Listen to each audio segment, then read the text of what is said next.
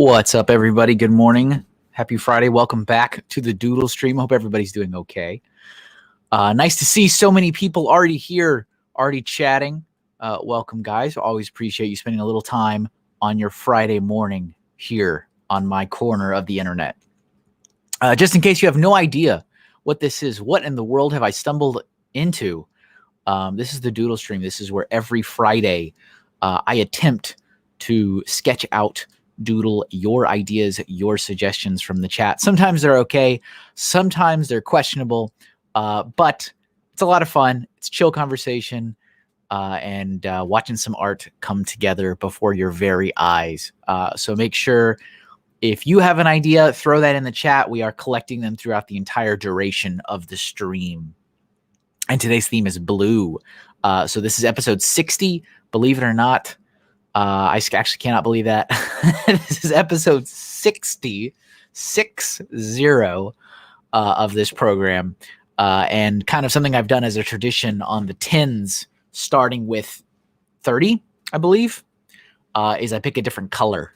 So we've done green and yellow and red, and now we're doing blue. So hopefully it's not too limiting. I'm sure you guys will come up with some awesome ideas for blue.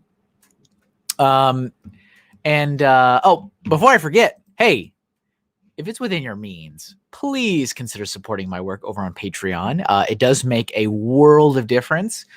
Today was actually my monthly Patreon payout. So I got the alert saying, hey, you have money in your bank account thanks to the awesome people that support you on Patreon. And I was like, great, time to pay some bills. I already pulled some off the fridge. It was like, time to write checks for these. So thank you very much. You can head over to patreon.com/MrHinkleDraws for more information and details on what is involved in joining my Patreon community. But I do have several different tiers. I have a $1 tier. So for as little as $1 a month, you can support what I do, help keep the lights on, help keep food on the table.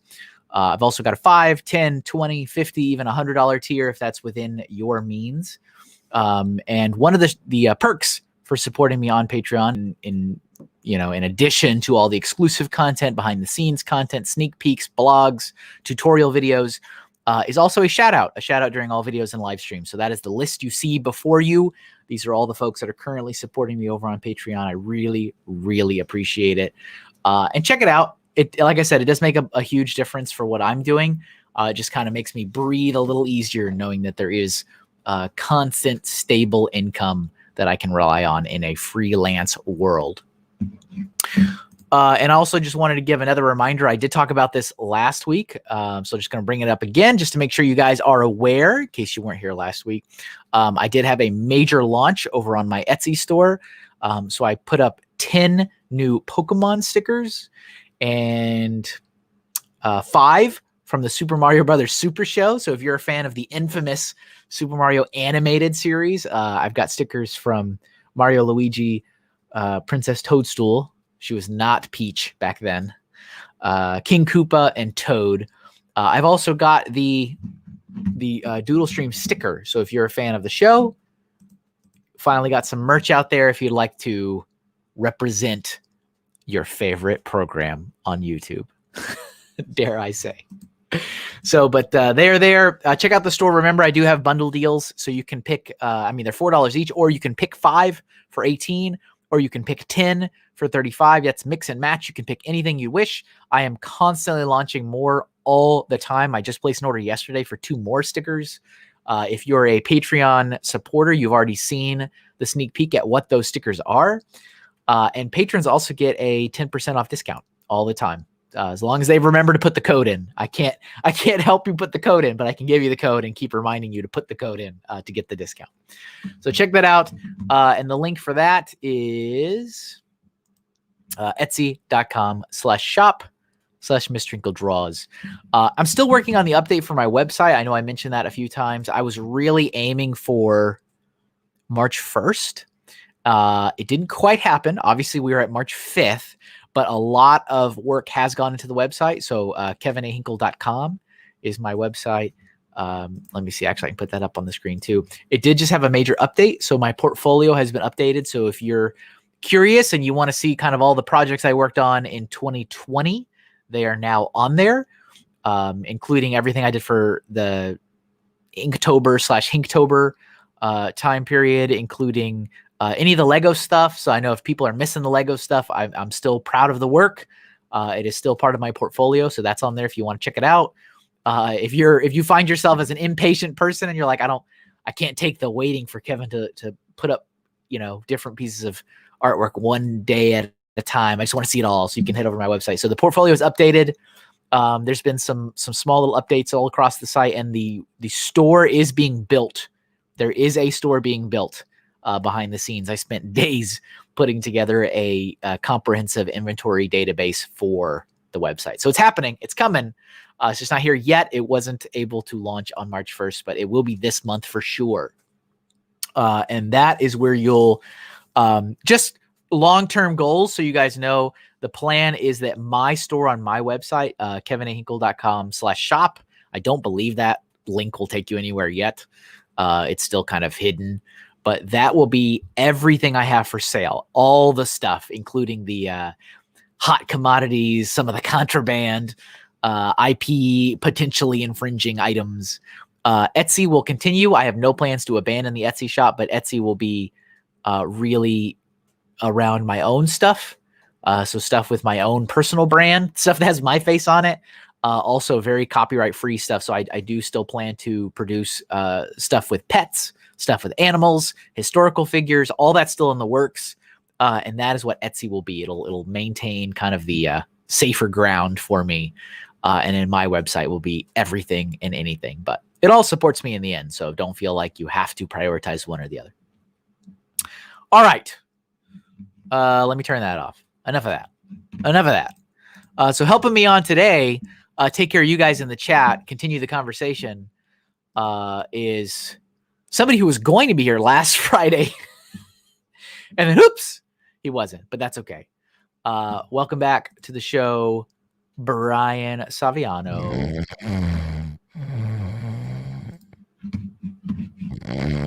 Whoa. Oh, you're live. That's a great skill. If you can unmute while you're asleep. You're live. Oh. Hey, everybody. Welcome on in. Happy Friday.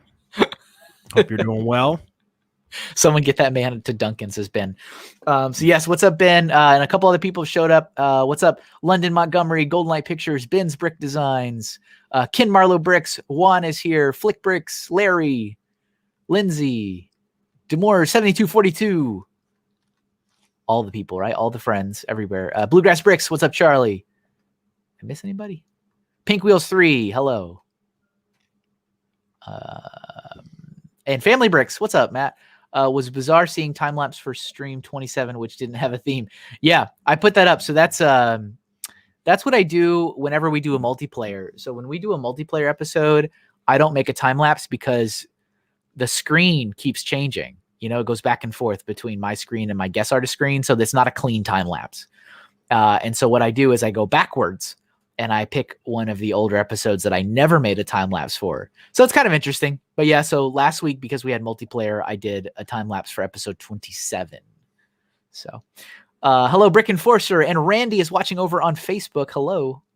Yeah, so we're streaming to Facebook, Twitch, and YouTube. So in case you're curious, if you're like not following all the conversation, it may just be because somebody's chatting on one of the other places. Let me pick one of these things to draw before we, get into all this. Let's see. Ooh, there's a lot of great ideas here.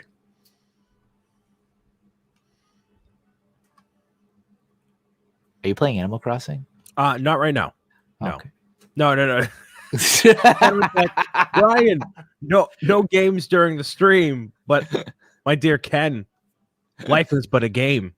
Life is but a game. Just life but a game, Mr. All right. Bricks. I'm going to start with Mega Man because that seems kind of somewhat easy. Brick Enforcer says, Brian is growing on me. I have that effect. Soon you'll be buying leggings with my face on them. Don't worry, Brick Enforcer. Interesting. So, what's up, Ray? Hello, Funny Figs. So Brian, social media has led me to believe that you want to draw.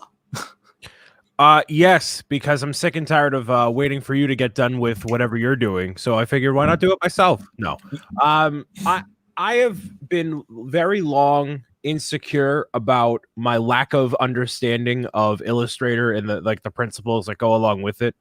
And instead of having no idea what's going on, I want to actually learn what's going on, to the point where I bought like a class that is introductory Illustrator, that literally goes through, hey, this is what all the buttons do, and in one cohesive tutorial. And it's helped me out so far. I haven't finished it yet, but I got a good understanding, and it's going good. Oh wow, when did you do that? When did you get that buy that course? I did that the night I put the tweet out, but it ended up being super late. And I'm like, well, I'm not going to retain anything after this point of the night. But it was nice to get it started. And I know what's going on. Like I get what the things do, but it's a matter of putting it all together and having an understanding of the tools and what they can do. And it's very interesting. Well, good for you. Look at that. You're like, I want to do this, and then you just did it. Well, for now, I still need to actually make it happen. But I was tempted to message you because I had some questions about some things, but I'm like, you know what? I'll just wait until I'm done with the course, and then if I still can't get it, I'll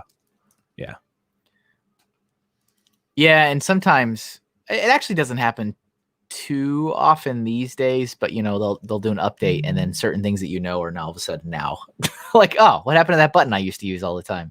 Yeah. And it's just how it is. It's just the world of software, I guess. Really doesn't have anything to do with art. But yeah, totally. So that's something that has happened. It's very exciting. Well, good for you. Oh, and yes, I'm using a blue. I noticed Ken earlier asked if I was going to use a blue pen. We talked about this during the retrospective, about maybe doing the color episodes with like a at least for the first half, with like the colored. It's black and white, but using that color for the black, just the line work. And I'm like, that's not a bad idea. So I did actually have that ready to go before you even said it, Ken. I know that's hard to believe. But I did.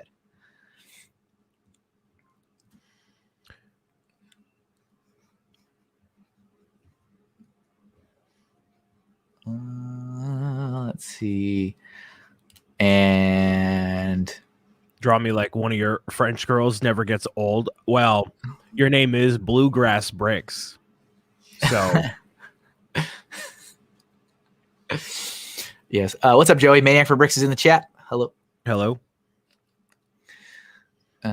Joey says, I want to draw, but I'm a lost cause. I don't think anybody's a lost cause with, I think, almost anything. Like, you can learn almost anything. Yeah. I mean, everything is just, it's just doing it. I mean, you can't just think it into existence. Well, right. But I think there definitely are some things in life that, like, it needs just a certain amount of, like, talent out the get, like singing. Like, you need to have some of that DNA in you. And if you don't, then, like, you can harness it all you want to, but, like, it's not going to hit the same way. But, like, drawing, like, my issue is not the ideas. It's not like the visualization of it. It's like, literally, how do I do it? So if that's what's stopping me, then that I can learn. But there's a great TED Talk, not to go down this rabbit hole. What's up, Jeff? There is a great TED Talk. I think it's called like Everybody Can Draw. I think that's what it is. And this guy, of course, like all good TED Talks, is like, I want all of you to bring out a piece of paper. And everybody happens to have one, Right. And it's really good. It's a really good thing. And it's not very long. It's not like one of those like, oh no, it's a 4-hour TED Talk. But like it's really interesting, and it's more about making, it's more about forcing you to think about what your expectations are. If anything else, but it's good. It's worth it. It's worth watching if anyone has thought something like that. Like, I wish I could draw. Like, watch that TED Talk. It's not bad. Yeah, and if you think of it in like the grand scheme of your life, like you say you can't draw, right? But then do I really believe in myself that I'm going to go the rest of my entire life, all 30 more years of my life, without knowing how to draw? Like, that's impossible. Like, I need to at least give it a shot if I really want to do it that much. Yeah, exactly.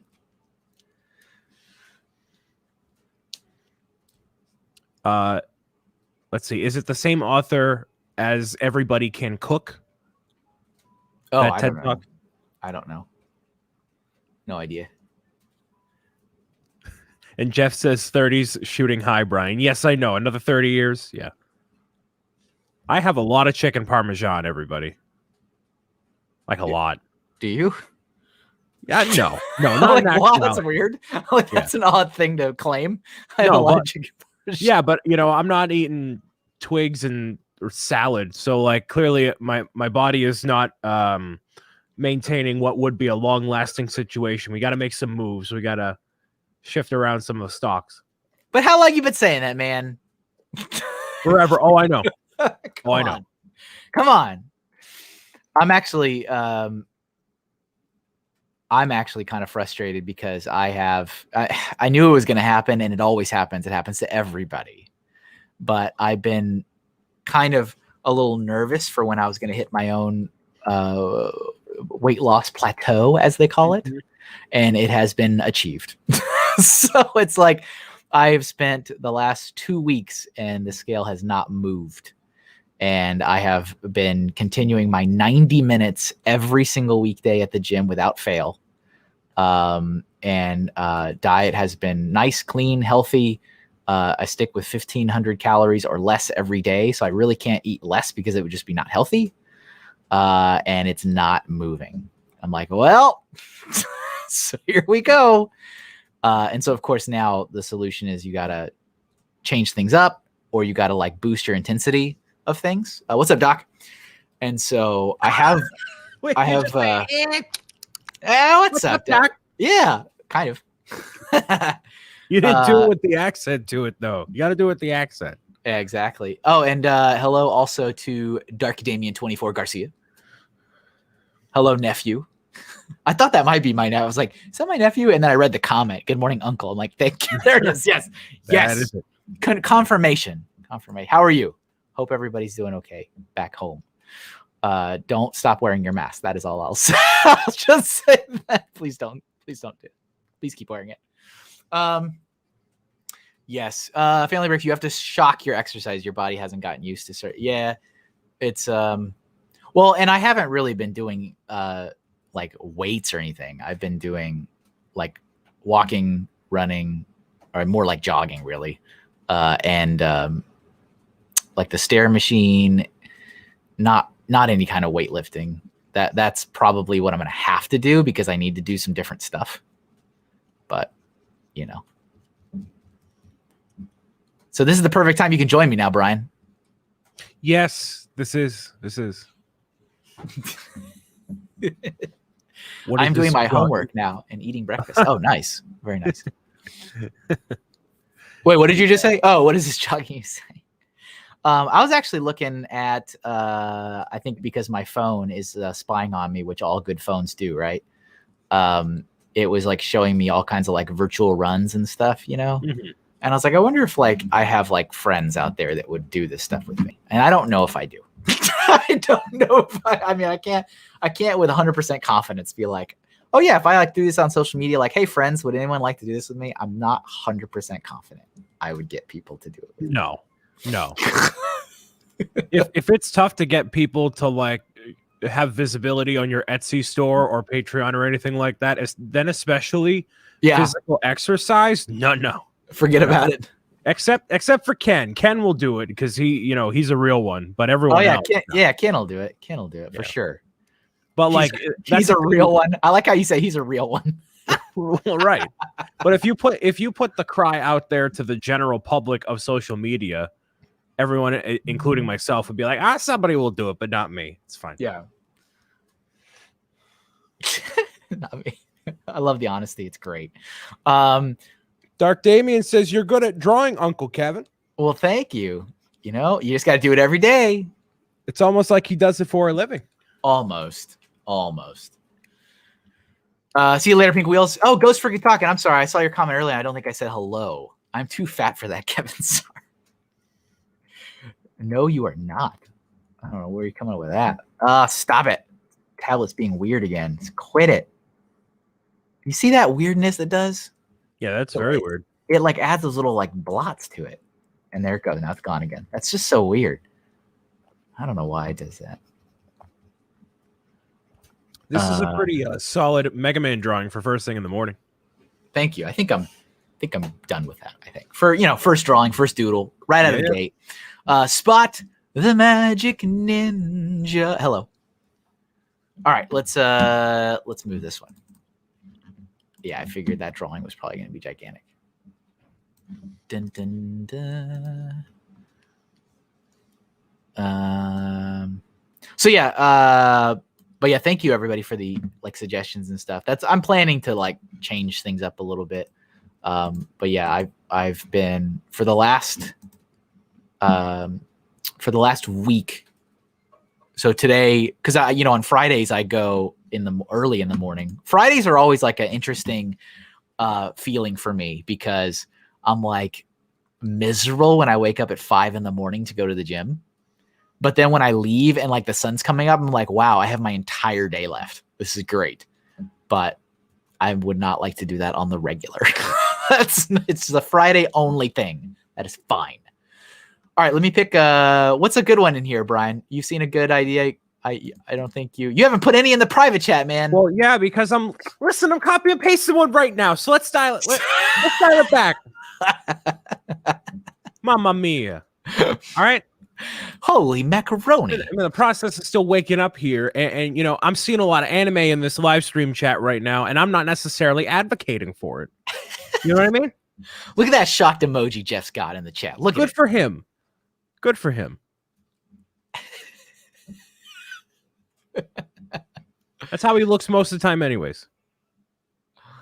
Let's see. Okay, all right. So this one is classic blue and gray Batman via Neil Adams. I think that's a pretty solid suggestion. Sure. Yeah, let's do that next. Brian, most important MC job, suggestions into private chat. Even Jeff does it. Says hey, listen, Family Bricks. I'm not seeing a lot of suggestions here that could challenge Kevin's drawing abilities. Something that he hasn't drawn before. Oh yeah, let's draw another random anime character. Let's draw Piplup again, right? For the second time here. Let's get a little bit more original with these ideas, ladies and gentlemen. Let's set a precedent. I like how you are this interesting gatekeeper of the suggestions. It's like, hold on, I will determine if this makes it into the all right, let's see. Here we go. Let's get a good this one's an interesting one here. All right. Family and off of what Family Bricks was talking about there, the suggestion was a blue horse. Well, he could literally just draw a horse. Oh, you always have my blessing to not put any horse related suggestions into the private chat. Yeah, I hate horse. You hate horses? I can't draw. The horses are dumb. Really? Yeah. Have you have not watched like any stream I've done? You think I watch anything you do? No. Exactly.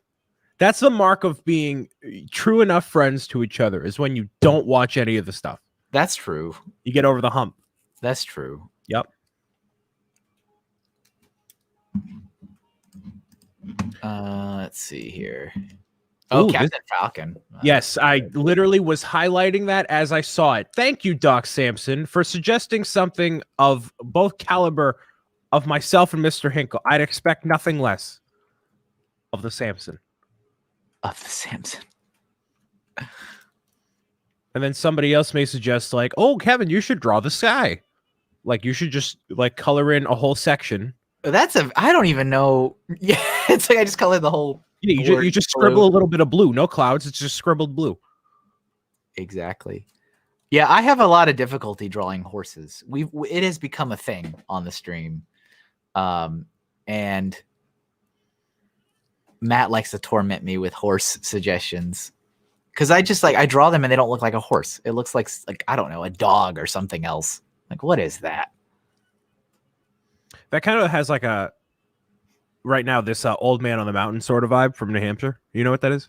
Oh yeah. Yeah. Yep. You know the only reason I know what that is? It's because it was on a quarter once upon a time. Really? Well, Yeah, I mean, yeah. I was like, what is this? And I remember that's when I learned about it. It's like, it's on a quarter. And every single exit sign in New Hampshire has the outline on the very left of all the numbers to remind everyone. I believe that. Oh my goodness, maybe. So my Golden Light Pictures is like, maybe I'll have to do a horse stream. Well, so I did the hands, right? That was my enemy, and I did that this year. So maybe I can keep horse for next year. Horse for next year. It's literally March, so you're gonna put that off for another 10 months. I mean, I said I was gonna do hands, and that took a whole year to do. Oh yeah, I mean, you only stream once a week. That's true. Yes, this is true. Should I stream more? I really don't want to.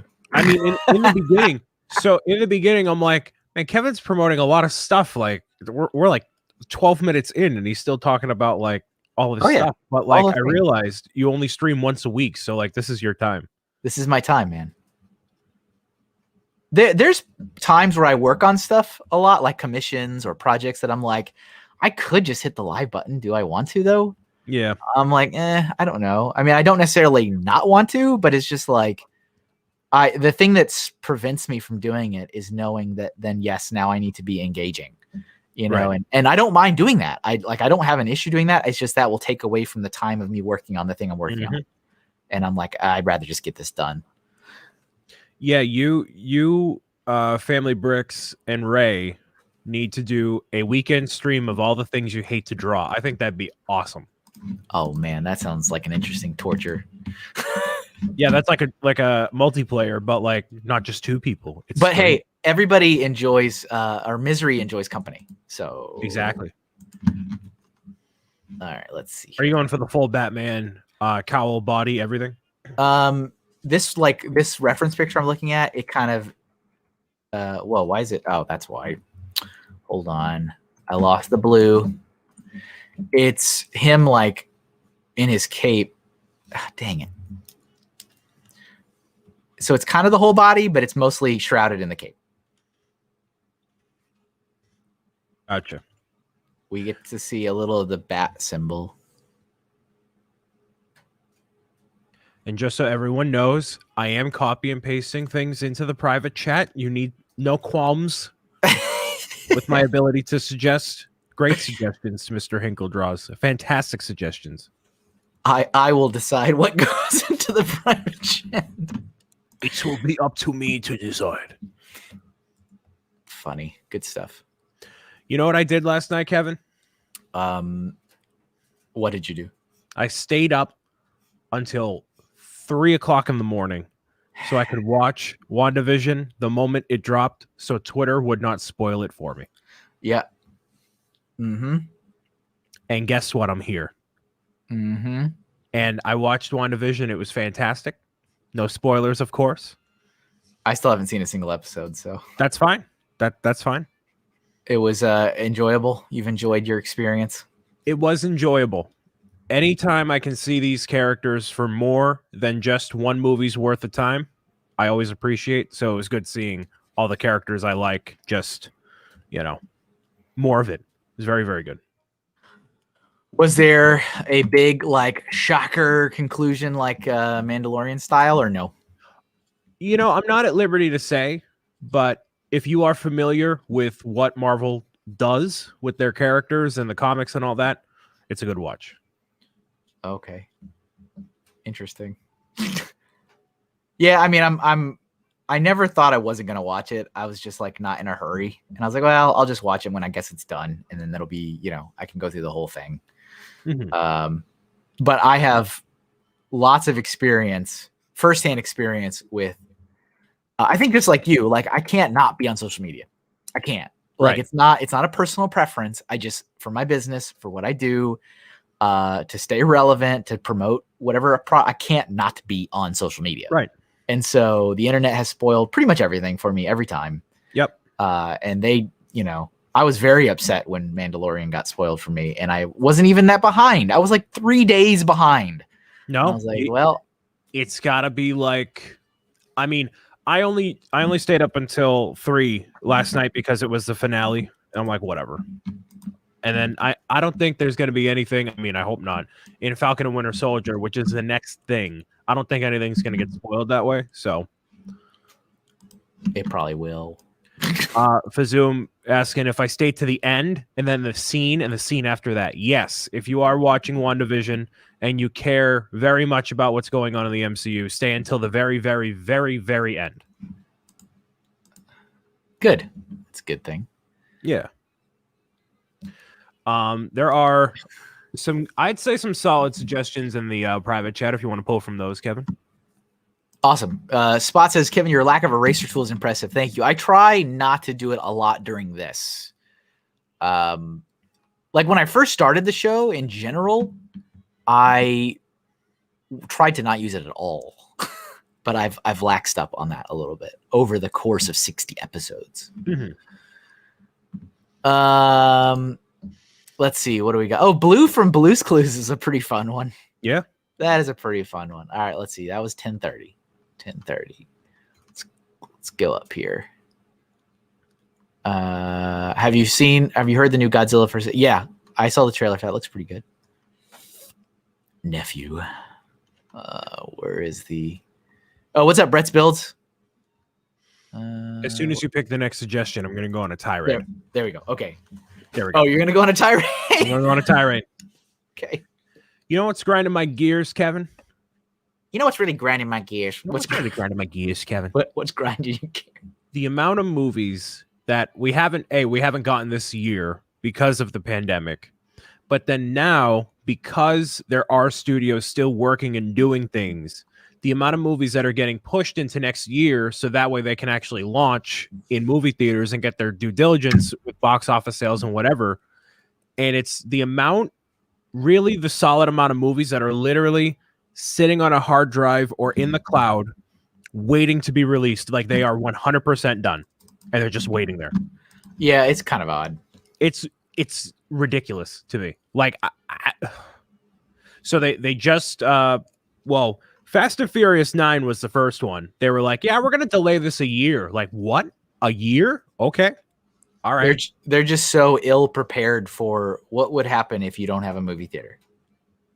Right. And I feel like there's a lot of contract negotiations of like, I get X amount of box office sales if it does this. So like, instead of, shifting around the contracts, they're like, we're just going to wait, which is really disappointing because like, I really want new movies and new stuff to happen. Yeah, sure.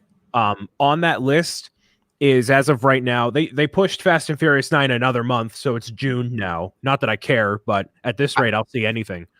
Ghostbusters, the new Minions movie, Black Widow, Shang-Chi, I think is pretty much done. Like, there's a lot of movies that are like the whole file for the movie is complete, which to me it's crazy. Yep. Ghostbusters. Like think about that for a second. That movie, we haven't seen like an extended trailer. We haven't seen like the cast like talk about it at all. It's literally done. Oh, so I just finished watching over the course of this week at the gym, The Queen's Gambit on Netflix. Mm-hmm. That was great. That was really, really good. And I personally had no interest. I'm like, I don't know what this is. Chess. Okay. I mean, I know how to play chess, but I'm like, all right. And I honestly only added it to my watch list because the internet like demanded it. Yeah. Just like Witcher. I was like, okay, I'm not really interested in this, but like everybody's talking about it and everybody's drawing this character and it's on every, you know what I'm saying? I was like, I guess I should watch this. But that is a really, really, really good series. Have you seen that one? No, I have not. My show intake is not nearly what I want it to be. Well, if you're looking for stuff, put that on the list because it was great. Yeah. It's really, really, really good. Well, I've actually kind of mitigated a lot of my subscriptions and whatnot, so I only have Disney Plus as of right now. Hold on 1 second. Let me just do something. Sure. I think I'm going to get back into HBO Max when the Justice League Snyder Cut comes out. But other than that, instead of having all these different subscriptions, I'm like, nah, I gotta dial it back a little bit, at least on something, because it ends up being too much over time, right? You have all these different services, all these different options, and you just don't execute on it. Jeff says, Kevin, we're writing a fantasy adventure comic book, and you weren't interested in The Witcher. I just didn't really know anything about it. And I was just like, okay. And I watched it and I enjoyed it, but I was very confused almost the whole time. I didn't like the I wouldn't say I didn't like the way they did the story on that one, but it's just like I was confused as a viewer as to what time frame I was watching like anything. What's up, Canadian Papa Bear? Let's see. Yeah. You could always get HBO Max for Wonder Woman 84. I watched Wonder Woman 84, and I was all right with it. Apparently, a lot of people weren't. I still haven't seen.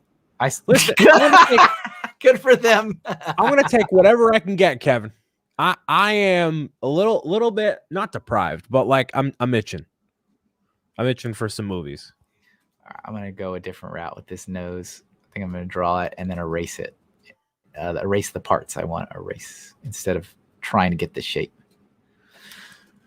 Let's see here. Bricks and Flicks, hello. Sorry if I didn't say hello to you earlier. That's supposed to be Brian's job.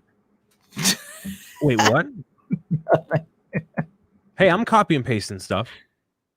I think Brian forgot how to be a chat MC. What do you want me to say? You want me to read out? No, I'm going to read. You know what, Kevin? Now here we go. Now every comment. Every single comment. Funny Figs Wrench says, I've heard a lot of good things. Larry Lagone Wrench says Queen's Gambit was excellent. Jeff McElwee Wrench says, Kevin, we're writing a fantasy adventure comment and you weren't interested in The Witcher. Juan Gabriel Serrano says, I'll be right back. I'm making some coffee to stay up. Should I keep going? I knew this was going to happen. Chaser the Guy, hello. Just like Doc reading off all the emojis. Me and Doc, listen, we can take care of it, Kevin. Yeah, that's true. Brian, does this mean that you'll have some class and watch Blade Runner? I don't got time to. Oh my goodness. What is this? Stop doing that. Thank you for the follow, Andrew Ampharos on Twitch. What is up, brother from another brick? It's been a little while. How are you? Joey's going to go take a shower. Very good. Fazoom says, I want Brian to say booger on the air. Well, there you go. I like how you gave it a little bit of a twist. Yeah. You know, gotta keep the people excited. Exactly. I actually saw Blue's Clues on stage when I was a kid. You were a fan? Oh yeah, who was the host when you were watching it? Oh, the original Steve. Was it? Okay. Yeah.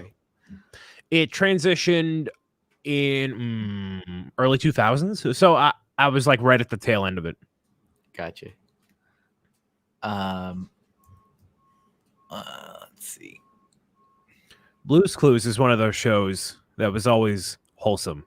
Like it never had that like weird Barney undertone. You know what I mean?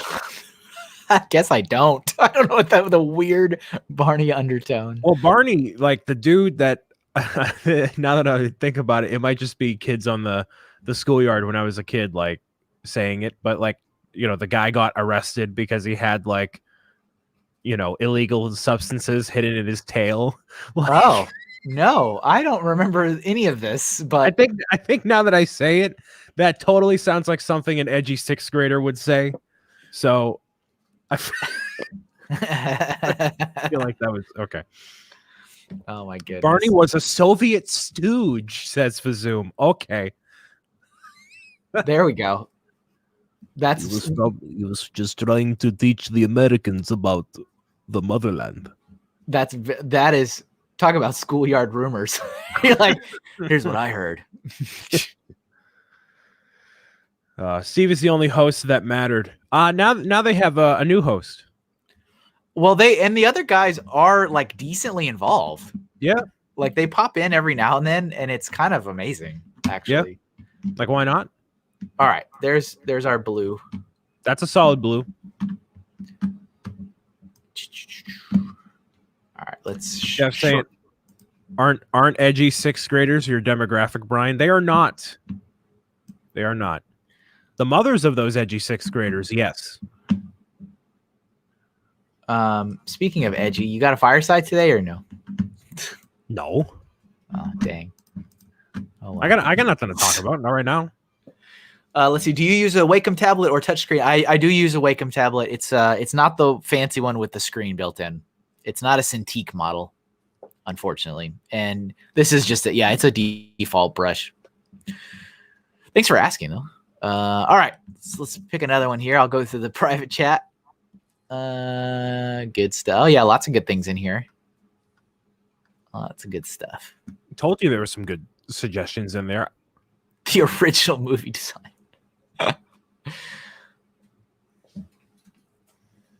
Apparently, tons of fun. I don't know about that one, Jeff.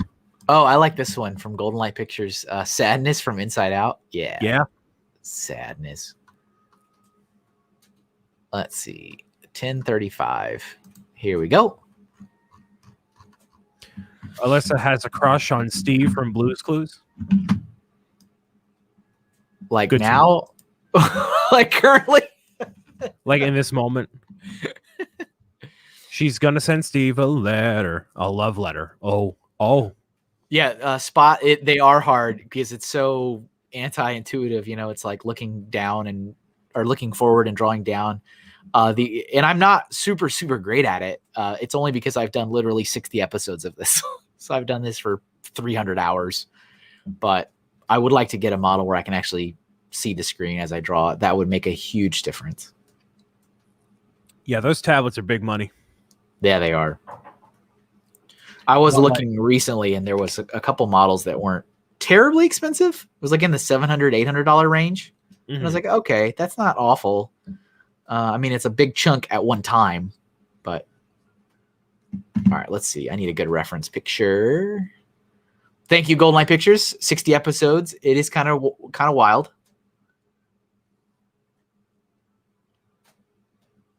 All right. Let's see. 60 episodes. I wonder how many seasons that would equal. Well, it depends because there are certainly some shows that it's like this season has 20 episodes. And then there's other shows like this season has 10. Yeah, I was going to say maybe 5 seasons. So like 12 episodes each.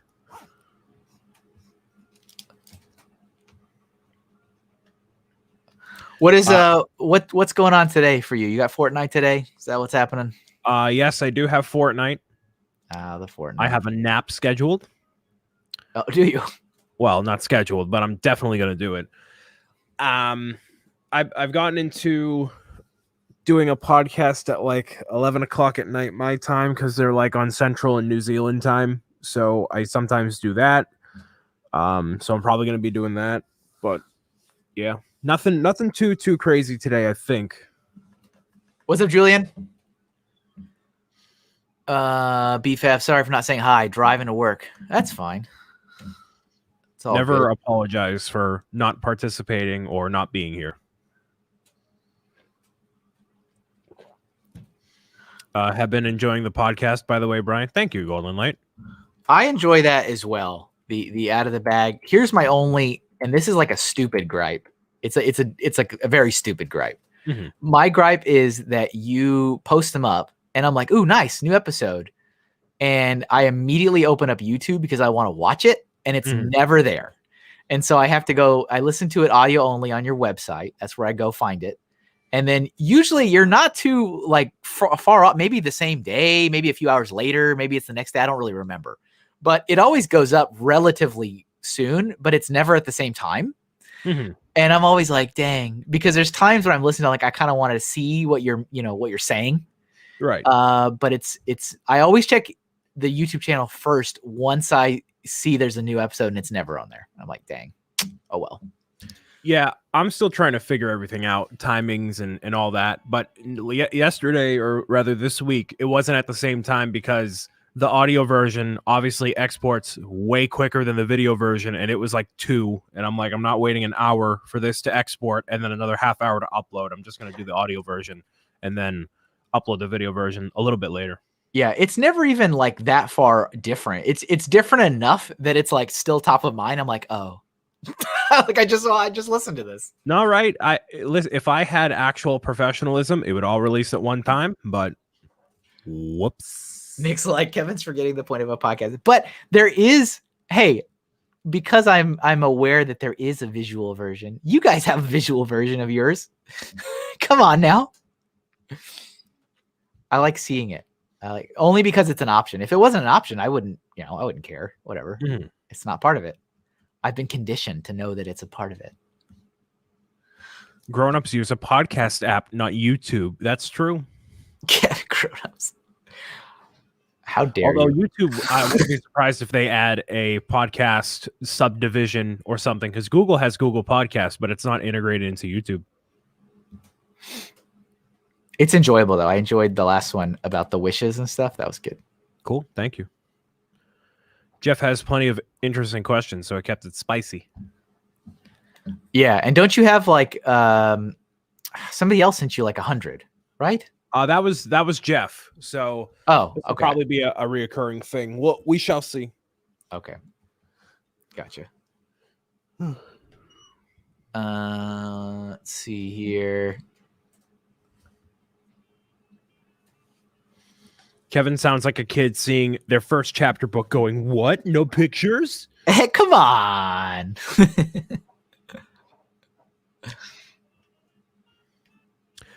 What different colors have you done for these streams again? Green, yellow, red. And so this is the fourth one. So there will be purple and orange in the not too distant future. Oh yeah. There'll be all the ones.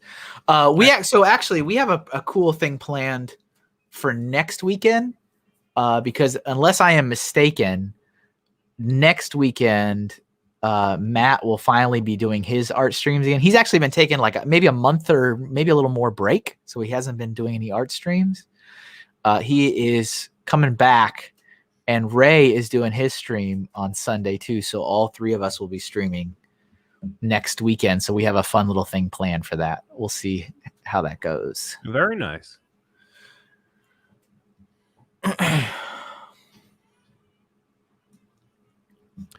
So Kevin, how involved are you on the online, like just the online space? Of what do you mean? Like just in general. Like are you like in tune with like what the kids are talking about? I guess no. I don't know. Okay. So let me address this comment first. Alyssa was saying, "Why am I being bullied for my crush on Steve?" That I literally said that probably like 20 minutes ago. Yeah, that was a little while ago. that was a little while ago. A little while ago. Yeah, I don't know how you're just catching up now, Alyssa. Maybe that was a comment you meant to say. But yes, this sadness does look very cozy with the sweater. It's all in that little texture, you know? Yes. Knit sweater. I was actually going to rewatch that the other night, but I was too tired. That's a good one. That's a really good one. It is an excellent one. Have you seen Soul yet? I have. Is it good too? So yeah, it's definitely a solid movie, but like so you know the moment of clarity in all these different Pixar movies where it's like, oh, this is what this is about, and you feel the swell of emotion when it all clicks together.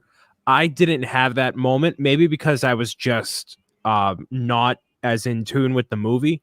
But when the moment that happened, I'm like, oh, I kind of get it. I do. All right. It felt like a very extended Pixar short and less of a movie that could hold its own in that way. What's up, Takuma Nuva? Hello. Andrew Amfrost, the online space. It was very vague. It was a very vague statement. Like, no. I just want to make sure that you're, keeping your head up high. I appreciate that. So yeah, I mean, it could be, I haven't seen it yet. I have not seen Soul, so I don't know. But it could be that you just haven't had the right life experiences to relate to it. Like I know for me, Up for me. I mean, I know Up is a pretty powerful movie for a lot of people for different reasons, but just the whole montage at the beginning, which I know gets a lot of people right in the feels, but for me, I'm like, I relate to every single part of this. Like, this is married life. Like, this is it. And all those trials and tribulations you go through, and really, really like rough stuff with your partner that you've decided to spend your life with. And yes, you can still have feelings and relate to stuff, but I think it hits very different if you're like, yep, I've lived through almost all of this. So maybe that's something that's going on there. Well, at least with Soul, like the main purpose of the movie is about like finding your purpose and who you are and that sort of a thing. And like I relate to the story. It just didn't, like, I don't know what it was. It just didn't hit me where it should have. Yeah. At that time. Jeff wants to know if you were talking about MySpace. No, I was not talking about MySpace. Oh, okay.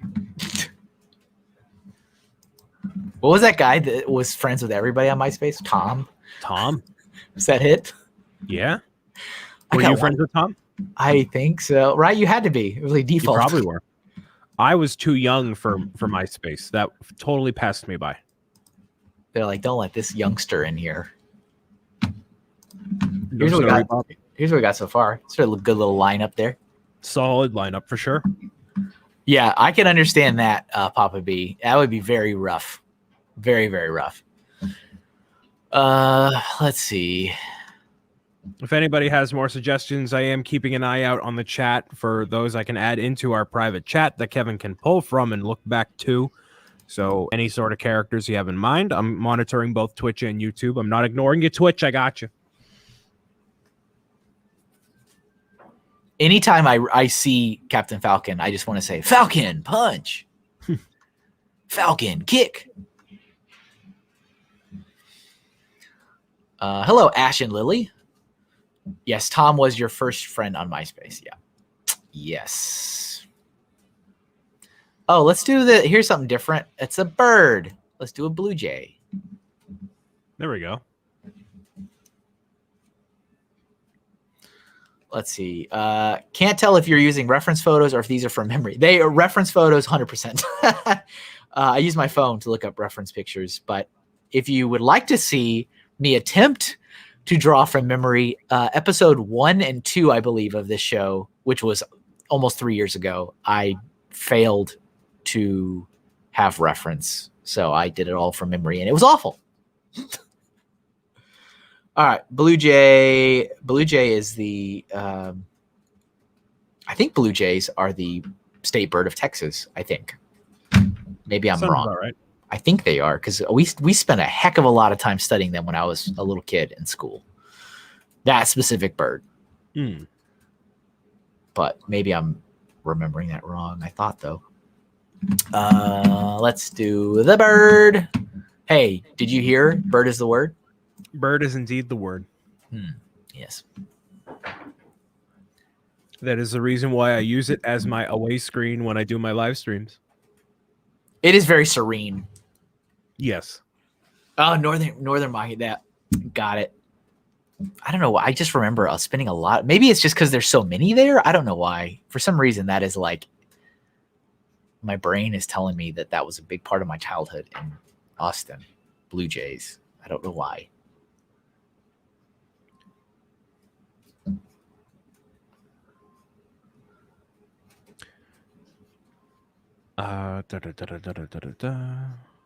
What were we talking about before? I forget.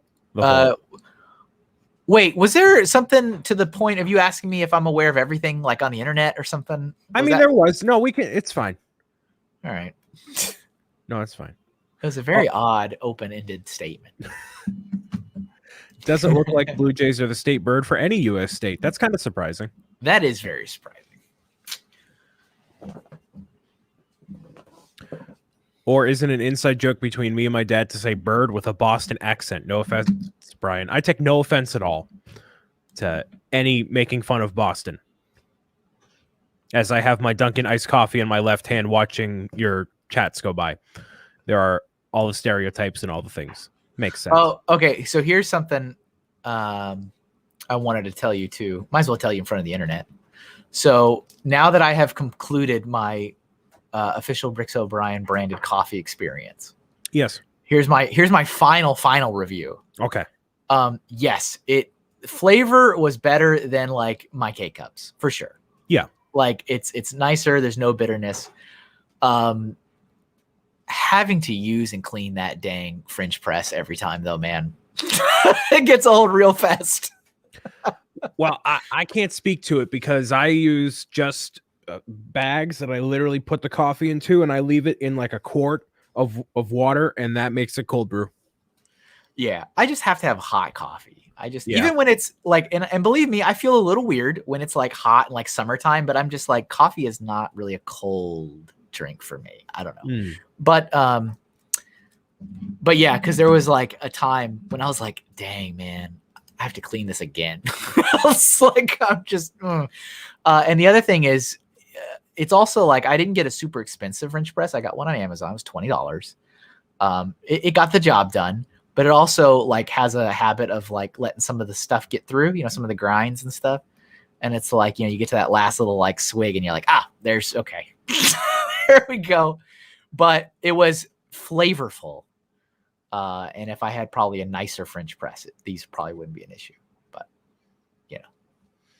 so it was at least worth trying once. Yeah, for sure. It was worth trying for once, especially because I know who you are, and I'm happy to, throw a little support your way and give it a shot. But yeah, it's hard to beat the convenience of popping in a K-Cup and hitting a button. Oh, 100%. Oh, yeah. It's like, and ready. And I have it, of course, set up to auto start at a certain time. So I literally hit a button and put it in. It's already warm and ready to go.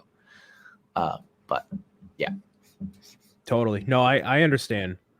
I think it's worth if people want to try it at least once. But yeah. I can't say, it should be the only coffee you drink, because that might be a little bit impractical. But yeah, please stop drinking any other coffee.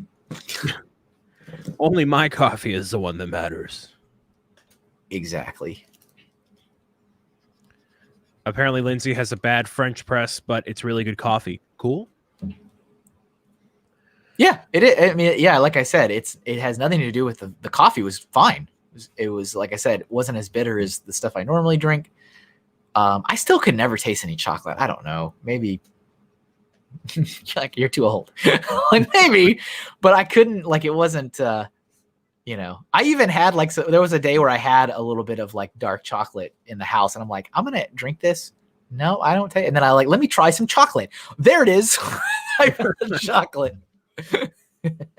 Yeah, hey, there we go, Brian. If you can find a partner for some K-Cups, get some official. Well, there's a kind of a not funny, but like an interesting like tidbit. So okay, so some of the nights that I've been up, do you know what the app Clubhouse is? No. Okay, so Clubhouse is an invite only social media platform, which is not like super exclusive. You can get an invite if you really, whatever, but it's only available on iOS. So I use it on my iPad because I have an Android phone. And the type of people that are on there are a combination of like just random people, but then there's also these like super, super, super high profile people that are on there that are like, the chief executive officer of this, the lead creative director on this and that, blah, blah, all these different companies and like crazy, crazy, crazy stuff. And so somebody who watches my videos, Ben Barber, shout out. He's not watching this. He's sleeping, but he got me an invite onto there. And like, you end up finding yourself in a room, and it's all audio based only. So there's no webcam, there's no text chat. You literally just go into a voice room and that's it.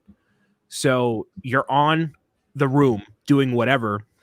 And like these random people will pop in. So like Ben mentioned that I have a coffee, and then this other guy is like, I talk to those brands and whatnot all the time, and I do like gaming stuff in the realm. Like if I can make these calls and do this and do that. So like if I ended up getting a deal with Duncan, you could see a Bricks O'Brien branded K-Cup. That could probably won't happen, but that could be a thing.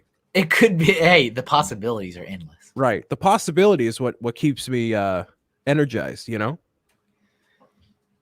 What's the out of all the stuff that you launched recently? Because it was a batch of things. What has been like the best performer? The shirts by far. With the guy walking in the street, right? Yes. Yeah, good stuff. That and the coloring book are doing exceptionally well. The coffee, like, it's not necessarily for everybody, but right. Not everyone drinks coffee. No, not everyone drinks coffee. So, you know, I knew that would only have a certain amount of reach. And then there's the coloring book. Yep, the coloring book's doing awesome. People love the coloring book, so I'm very happy with that. And yeah, everything else is going pretty well. Right now, I don't have like the Build-A-Bobs on the Etsy shop. They're not available. And I don't have any stickers available. It's literally just the instructions and a beanie. So, you know, stuff is always cooking up in the kitchen, but right now I want to like just chill, I guess. Gotcha. Let's see here. Yeah, t-shirts are comfortable. I don't think I have any of your t-shirts. That's fine. The true fans and supporters of me don't have any of my merchandise or watch my videos. That's right. Are you doing blue today because March 5th is National Dress in Blue Day? Of course. Totally coordinated. 100% deliberate. Let's see. Lindsay didn't taste the chocolate either. There should have been. I tasted it in my first go, but. All right. Let me pick another thing. Hello, Ashley. Welcome. Hoping to get my hoodie in the mail soon. Nice. Which one should we do next, Brian? You pick it. You want me to pick? Yeah. Man, I haven't had any suggestions on here at all. Wow. You know, I'm just thinking of the people, Kevin. Oh, I mean, you can pick one of theirs. You don't have to put your own. I don't want to give you a super ornate, detailed one, but I definitely want you to do Beast from X-Men at some point. Okay. I'm going to say for right now, let's get with... Have you done the genie from Aladdin before? I did the Will Smith one, and then I did just Genie's head during the Disney episode. Okay, so yeah, that's close enough. What about... do Captain Falcon. Let's get some Nintendo on here. Okay. That one, we might need to get that one thrown back in the chat because it might have been a little too long ago. Yeah, Doc, if you're out there, if you want to put Captain Falcon in the chat. Falcon punch. Yeah, my son did say that to Joey. What's wrong with you? Everybody likes coffee. Thank you, Jeff. What's up, Milan? Jeff, you got to change this profile picture, man. You got to be more put together. What are you talking about? That was the happiest he ever was. No. Jeff is a very happy man. No, he's not. I know. He's look how happy he was in the picture. Well, let's change it up soon. Captain Falcon. The Blue Falcon and Dynamite. Oh, I got to look that up. I know what that is. I just can't visualize it. Yeah. Old school Hanna-Barbera. Wait, is that for Zoom suggesting something old? I wouldn't have figured that one. Oh, I wasn't trying to make that connection, but okay. Jurassic Space? What? No, that's a cool one. Oh, it's Scooby. No, it's not Scooby-Doo. I think he's been in Scooby-Doo a few times. Yeah, that's a couple of these images here. It's Scooby-Doo, but he's not a villain? Oh. No, he's not a bad guy. He's a hero. Oh. Okay, cool. That's a good one. Falcon punch.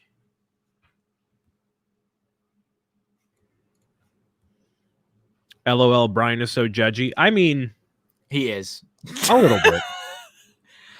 I'm not like seriously judgy. You know, I'm just trying to get people excited.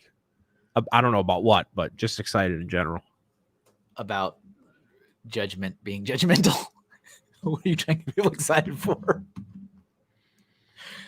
Oh, Brian, how you wound with love. I'm not crying. And see, Fazoom knows I'm kidding, right? So, right. I certainly hope so. You know, it's all good. I love it. You and Jeff can say some pretty, to the untrained eye, ridiculously rude things to Chris. No, wait, to Chris? Fazoom. And it's like, whoa. But like he has a pretty good sense of humor. I mean, I've been privy to many a quick comment, and I'm like, oh dang, all right. Okay. I guess that's what we're doing. Yeah, especially on the Beyond the Brick streams. Like, oh man, oh yeah, I've heard you rail him before on that program. Yeah. Yeah, no, it's great. It's great. And it's all in good fun. So you don't obviously watch Beyond the Brick anymore, but no, we did a episode ranking all the different Lego themes. And let me tell you, if you want to see toxicity come out of the woodwork, like seeping into the foundation of your home, ooh, that comment section, man. Oh. Did you was Bionicle part of it? Yeah, Bionicle was in the A. It was A.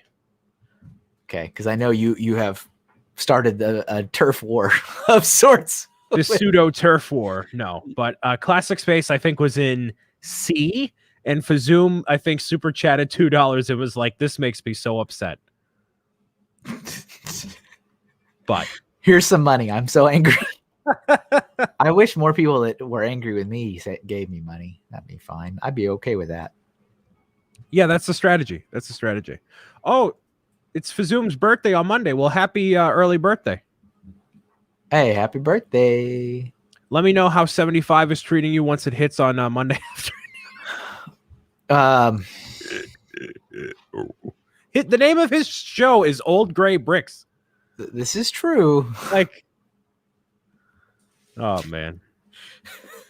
Isabel heard Bionicle. Don't get excited. All right, go back to bed in the UK. No, it's actually early. You're good. Hey, what's up? Welcome. Go back to bed.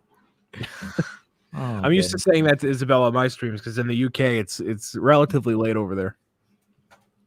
Yeah, what 6 hours? 6 hours difference, I believe. Yeah. You're just 25 years north, Brian. You're turning 50. Oh, you're young. You're good. That's old, now. Yeah, that's still young. Old nowadays is like old. But you say old is like 30. Yeah, jokingly, but in all seriousness, like old is like 70.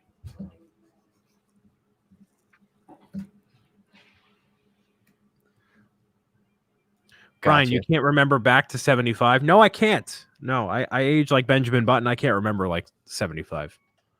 What a time. Oh, man.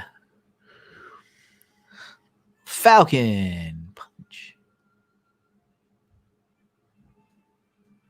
Did you ever play F-Zero? You know, I played F-Zero as the demo on the Nintendo GameCube, but I never bought it because it was too fast and I couldn't follow it. Yeah, I had I guess the Super Nintendo one, which I don't think there's many games in the series, to be honest. No, there's like 3. Yeah, so that's probably like, one of the 3. And I didn't really like it. I was like, okay. I was frustrated all the time.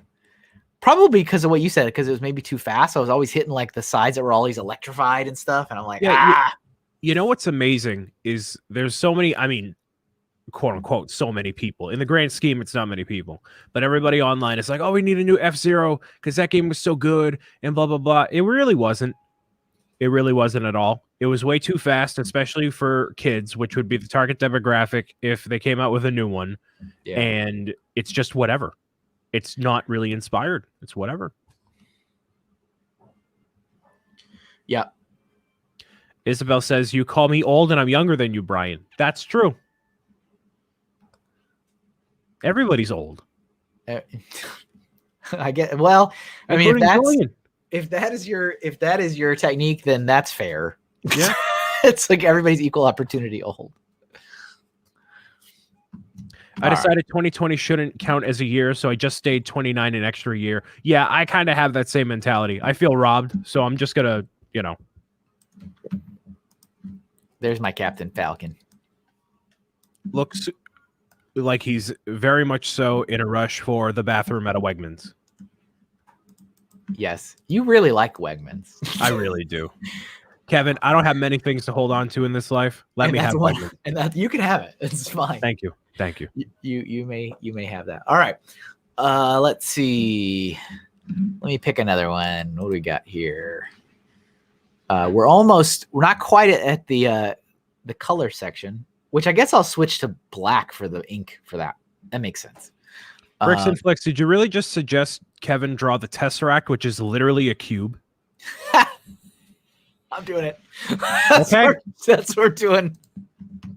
Mr. Hinkle, can you please draw a cube? Back to basics. Here we go. This is for your benefit as well, Brian.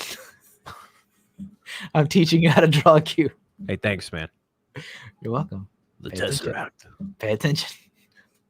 Oh, how many sides? We can kind of see through it. That's crazy. We can kind of see through it. Not a lot. We kind of. Oh, there it is. There it is. Kevin needs a quick filler drawing. Yeah, he's got to phone one in. We got to fish for more comments in the chat here. So if you have anything more ornate than a cube, please put that in the chat. Matt, how dare you reveal some of my secrets? What are you doing? You're the magician that's like, you want to know why he's doing that? It's like, stop it. Megamind was the first one. Okay, so let me take you on a little bit of an insight here, ladies and gentlemen of the live stream chat. I see a lot of your suggestions, and I can copy and paste a lot of them, but I don't because maybe I don't like them. Maybe I'm just like, you know what? Maybe I don't want to have Kevin draw rather the Neytiri from Avatar. I don't want to remember Blue Avatar. I want to remember Avatar: The Last Airbender Avatar. It's a very interesting. Yes. Does a TARDIS count as a character? I feel like you've done a TARDIS before, haven't you? No. Actually, I don't think so. That's a great one. See, Isabel has a great suggestion. And this is not to say that other suggestions aren't great, but TARDIS does count. All right. Literally, that's all you drew for the Tesseract is literally a cube. I may or may not delete it later. So there you go. Okay. There it is. No, that looks like an ice cube, not the Tesseract. I can't. It's not colored. I can't really. You should copy and paste it and like rotate a couple of them, and you can have a couple ice cubes, plural.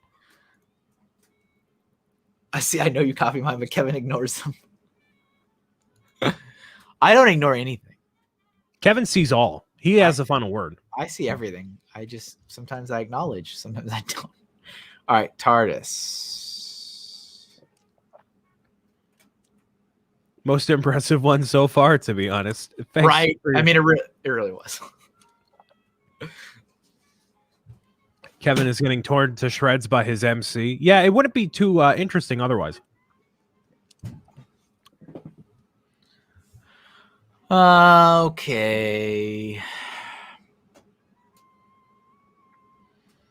Anyone who doesn't like Megamind can heck off. Oh. I think I saw it once. It was a good movie. It was one of those like, not what you expect, which is always fun. Right. Do we have a Star Wars suggestion on here? I don't think so. No, I don't believe There's one so. for Django Fett. Oh wait, yeah. That was really early. Yeah. I'm tempted to ask you to draw what's his name. Let me make sure that I get his name right before I vocalize it. Yeah, there we go. I'm gonna put for my request for Max Rebo of the Max Rebo band from Jabba's Palace. Max Rebo. Because Django Fett, very iconic. Y'all know Django Fett, but do you know Max Rebo? Max Rebo's funny. And we've already, I say we, but we as done on the show have already done Thrawn. So. Yeah, I did do, that was a long time ago, and it wasn't really that great. It was before I had read anything, but I did do Thrawn once upon a time. And you did a Thrawn sticker. So if people want their Thrawn fix from MrHinkleDraws, go to Etsy shop, buy the thing. This is interesting. I have a very, my chat MCs have a personality all of their own. Well, that's great. I want to distinguish myself from you. I'm not here to. No, it's fine. You. I kind of want like I don't know, some kind of Just get all the chat MCs in a room together. Just you tried that before, and it was like, oh, the retrospective. It was a little chaos. And I was quiet for most of it because when there's a lot of people in the room that like I'm not super familiar with, I don't like overstepping. Oh, what's up, Bama Bricks?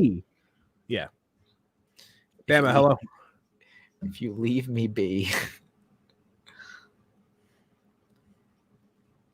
Your Thrawn was better than your Ming the Merciless. I mean, Tony Stark. Yeah, people love to hate on that. That one's not bad. Nah, that Tony Stark is not great. It looks like Tiger Woods. Tiger Woods? Yes. What? Looks like Tiger Woods. What are you talking about? You pull that image up, you pull up an image of like Tiger Woods a little bit like agitated on the golf course. It looks like Tiger Woods. Oh my goodness. Okay, now we're just saying things now. We don't even have to have reason. I'm 100% serious. And I've said it in the chat a couple of times before during these streams, but you ignore them. I have not even seen that. I do not remember seeing that statement. Fine. Police.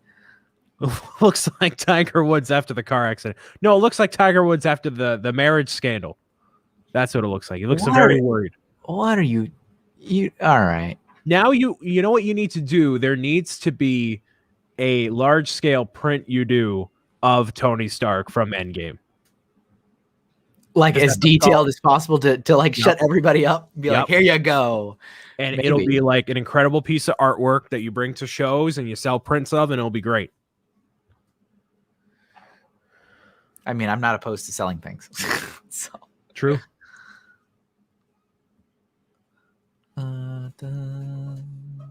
So have you ever watched Doctor Who? No. I've wanted to because I hear a lot of good things, but this is, I know people talk about this a lot, and I have never felt, this is the only program I've literally felt this is like I'm intimidated by how much I have to catch up on.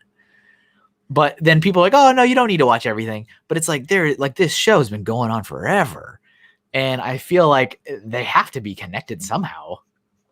Like all the different seasons and all the different doctors. And there's so much backstory to it.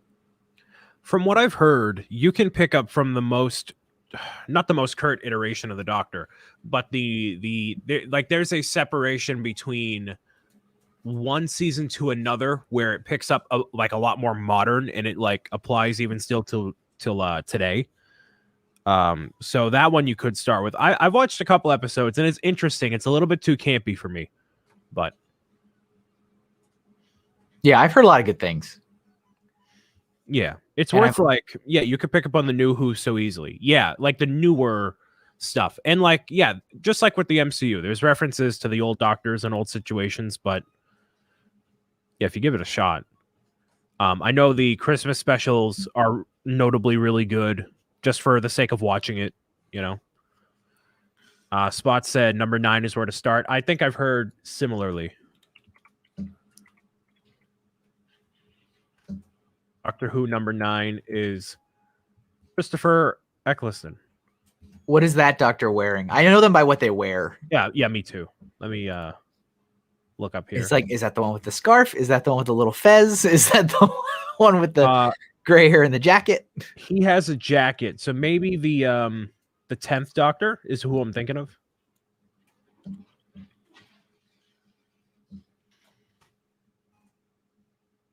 Yeah, David Tennant is number 10, so that might be where you want to pick up.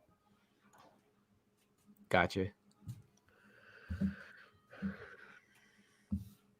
If you pick up with the season starting in 2005, you're good. Yeah, I mean, Doctor number 9 definitely has that mid 2000s vibe with like the shaved head, leather jacket.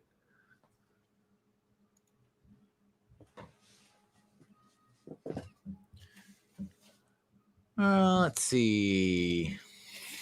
Oh, I forgot that there's like a little circular thing there. I wonder how many Doctors are on now. Let me look up. And by the time chat hears this, I will have already heard it, but season 12. Okay. So yeah, that's not too much to catch up on. Oh, there's a lot of episodes. Oh. Yeah, there's a lot. I remember looking it up before, like the show in general, and I was like, oh, there's a lot here. Same thing with like I've got Stargate, and I have another sci-fi show on my list on Netflix, but there's a lot of episodes. I'm like, okay, this is gonna be like when I'm ready to hunker down and watch this for like 2-3 months. Mm-hmm.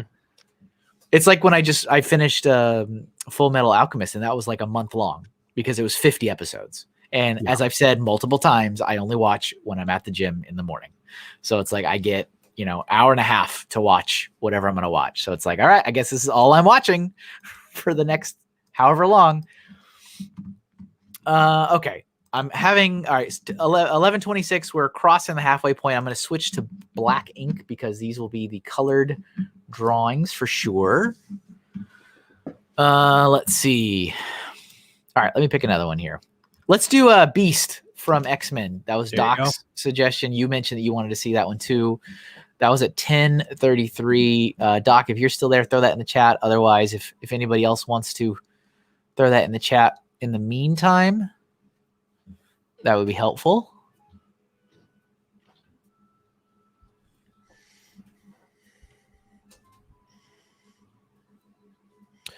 And if he's not, then the Beast from Yeah, I like the way that's written. It's funny.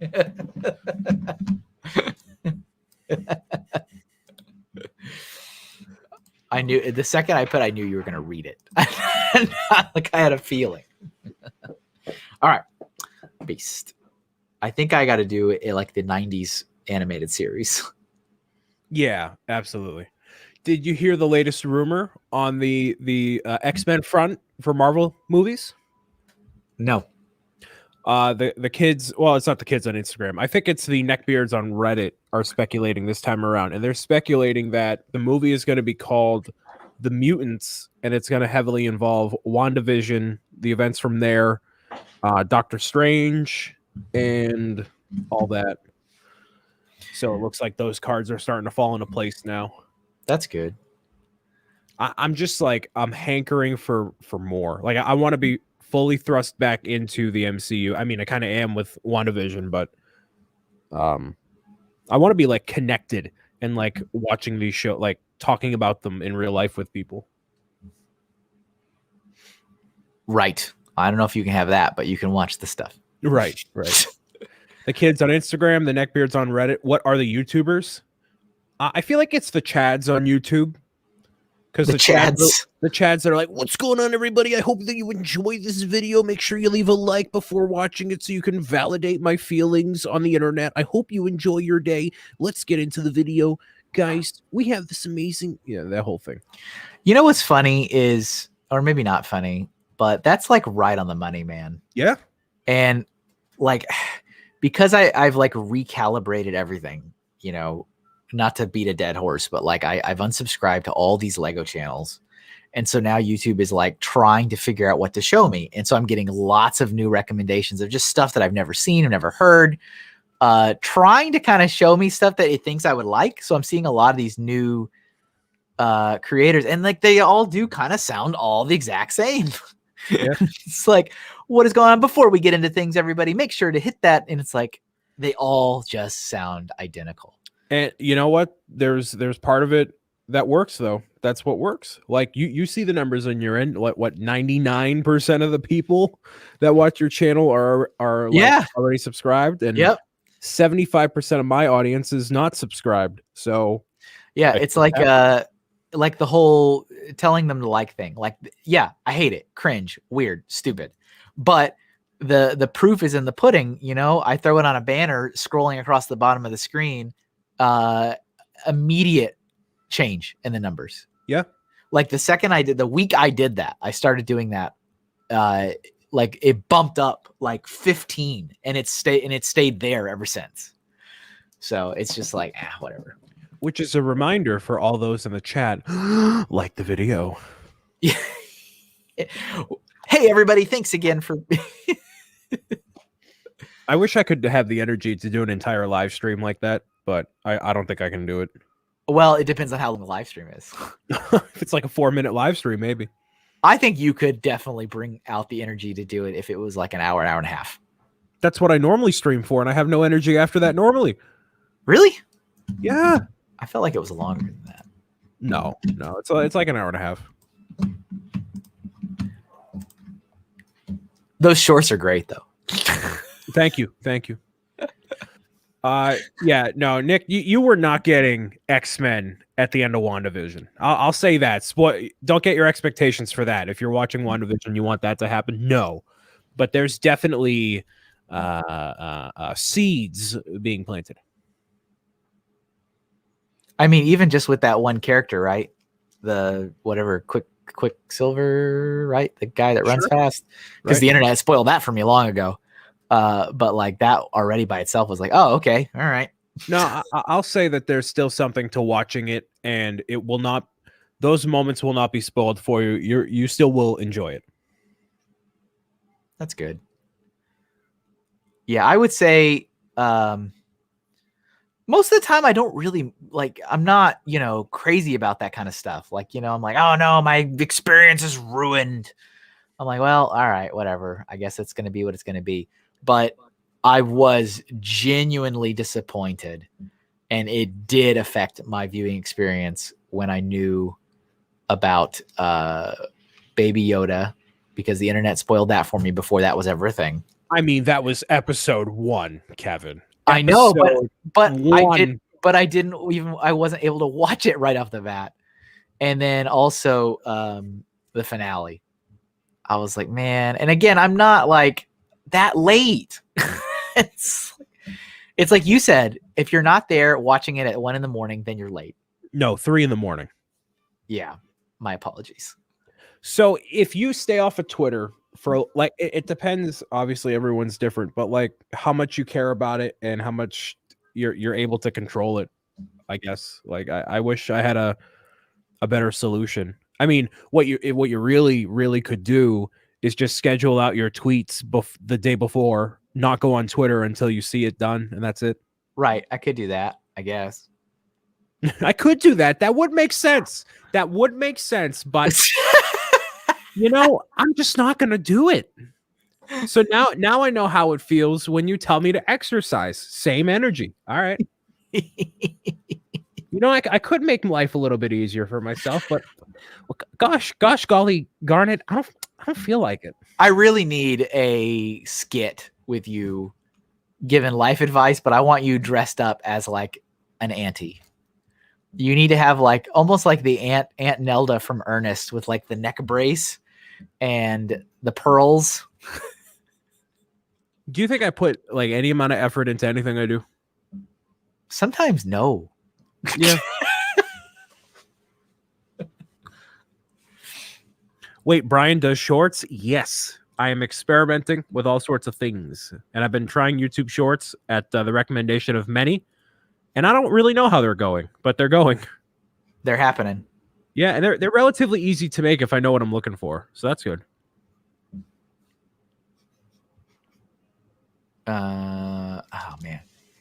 This is kind of sometimes certain characters and drawings, like most of the time I just like with this, I just dive straight in and I do no type of like structural work and no types of like laying out anything, which is not a normal drawing procedure.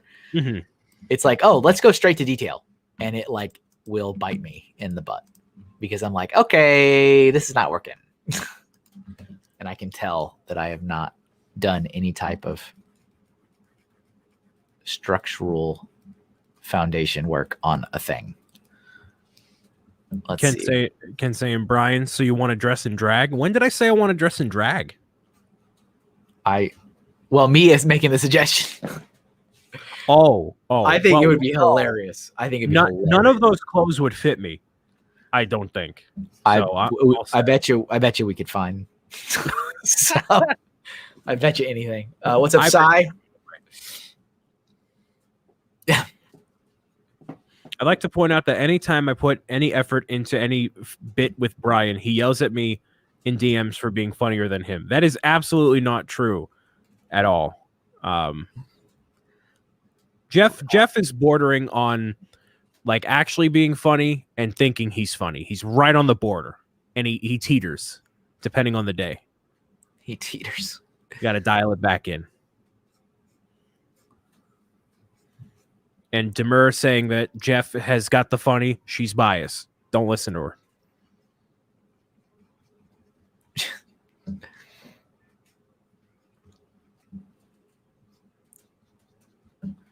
IDK Brian sounds kind of sus there. How do I sound kind of sus? Speaking of sus, when are you gonna really cop out and draw Among Us, Kevin? Oh my goodness. It's like listen, hey, there we go. Listen, you put that on a sticker and you share that on Twitter, bam. You're good. Literally.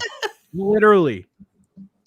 There was an artist I saw on, was it TikTok maybe? And I saw it because he had done a 3D print of the Super Mario 64 logo, which was brilliant. I mean, he did have to sculpt it on his own because yes, it's a 3D thing, but it wasn't made for printing out, you know? So he had to like sculpt this like container for it and like a wall mount. And it was really great. And it was like, wow, this is neat. And it had like 100 and something thousand views. And I went to his page to see more of his stuff. And like the next video was like an Among Us thing and it had like 5 million. Mm-hmm. And I was like, this is not even nearly as good as this other thing though. What is going on here? Doesn't matter. Doesn't matter, I guess. It just seems like, I don't know. I have to chase. I acknowledge that I got to chase the trends. I acknowledge it. Yeah, a lot of like the YouTube stuff in social media, it's relatively easy to crack the code. You just need to be willing to play the game of it. And you have to do it consistently all the time. Yeah, I know. 3-second drawing. He did it. He actually did it. All right.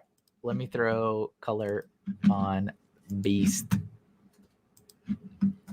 I wasn't going to do the whole body on this one. No. Let's see. Let's go with this one. Children have zero taste. I love it. Isabel says you got to do some hashtag marketing, Kevin. You know, and this was going back to what I was going to bring up before, you know, we got diverted into topics and whatnot. I've been discussing with Isabel ad nauseum a thing called NFTs. Have you heard of that? NFT. No.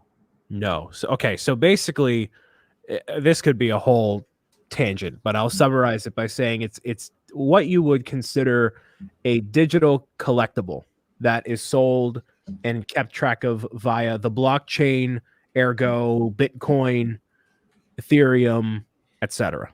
Okay. So instead of you buying like a physical Pokemon card, you would buy a digital original of whatever thing it is. Okay. And then that's the thing. What's up, Howie? Sorry, I missed you earlier. The forgotten chat. Howie. You are not forgotten. Although I did apologize for just missing you. I'm sorry. Howie could never be forgotten. Never. No. Howie, there's not a single, did you know this, Kevin? There's not a single Howie on this earth that's ever had a bad day. Oh, yeah, you said that last time. Yep, and it's still true. Yeah.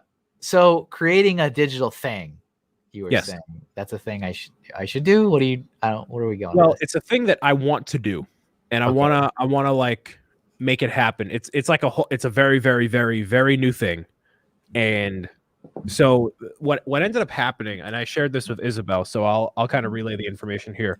You know of one Logan Paul, correct? I'm aware of him.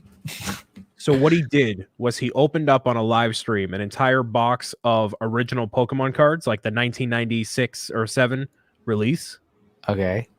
And while he did that, he released a NFT of him as a Pokemon card, and actually had it as a purchasable thing, right? Okay. All right. And so he did that, and you can release X amount of a digital thing at any given point. And they were selling for like $7,000, $2,000, whatever, and they all sold. Yeah, because he has a following. Well, right, but the idea with all those different things is that they end up having value and they get traded, and it's just like, instead of buying like your sticker as a physical thing if I bought the quote unquote original run of it as a digital thing. It's kind of the idea. Like okay. It's a whole big thing that I'll explain more after a stream, but yes. Gotcha. All right. Max Rebo. There we go. That was yours, right? That was your suggestion, was Max Rebo. Can you put that in the can you write it in the public chat? Sure. Me suggesting something Star Wars seems pretty out of line, but I just want to see him drawn. Out of line. So yeah, I mean, right now the only thing I can think of that I've done that would fit into that category you've said is I've done wallpapers for phones, like mobile wallpapers. You know, I did like a year ago. I was like, hey, here's some free wallpapers for the Doodle Stream if you wanted to put them on your phone. And I tracked how many people downloaded it. And I mean, it was, you know, not enough for me to do anything with it.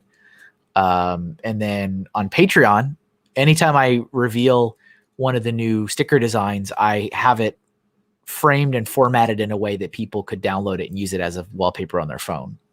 Yeah. So like that's kind of the idea, but instead of it being a copy of it that you just make randomly or buy like that, it's something that is verified via the blockchain, which is a publicly accessible tracker of all things. So like, for example, I could take a picture of a Pokemon card and hold it and put it up on my wall, but it's not the actual Pokemon card. So that's kind of the idea. You're buying the digital version of a Pokemon card. Okay. But basically what I'm gathering from, and a lot of people on like Clubhouse are talking about it. So what I'm gathering is that is the next thing, but it hasn't hit like the mass consciousness yet. And the only thing that's come close to that is Kings of Leon released an album as an NFT. So it's starting now. So I'm just putting it out there. So in case it is a thing, you can think back to this moment of how Big Brain Brian said, oh, NFTs, I heard of the thing. And of course, Jeff, being as old as he is like, that sounds really dumb. Of course. I feel like I'm not doubting your I don't know what I want to say. Anything about what you just said. But I feel like using the example of somebody who's massive and has a giant following releases X product that does well is not a good example. Well, that's just an example for the very start because it hasn't caught on with other smaller creators yet. So like, let's say, you know, I create a piece of art and I release it as Bricks O'Brien or whatever. Then eventually, if I become popular or it's just artwork, like art in general, there's artists that are doing it that are like not necessarily famous, but you know how art is. It can be the most random stuff ever that catches on. So should I draw the thing again? What thing? There he is. There literally, if it's any original work that you can do, that can be made into an NFT. And if people like it, then I could send you an example. There's a guy that literally just does like the most basic pixel art, but because it's art, then it's selling for thousands of dollars. Interesting. Interessante. The idea behind it, not to get super duper into it, but the idea, like basically imagine if you're a kid and you have Fortnite, you buy a skin in Fortnite, right? Well, what if you could somehow take that skin from Fortnite and put that into Minecraft or any other game or do any other thing? That's kind of what it is too. It's like a collection of digital goods that can go from one place to another, to another, to another. Interesting. I'd be game to hear more and dive into that. Yeah. You heard it here first, folks. Heard it here first. Big brain by Max Rebo. Like I'm looking at like an actual photo from like, I guess the puppet. And he did it, Milan. And there's so many wrinkles on him. Like there's like I think it's like just from the, latex or whatever, but it's like, he is like wrinkly to the max. Absolutely.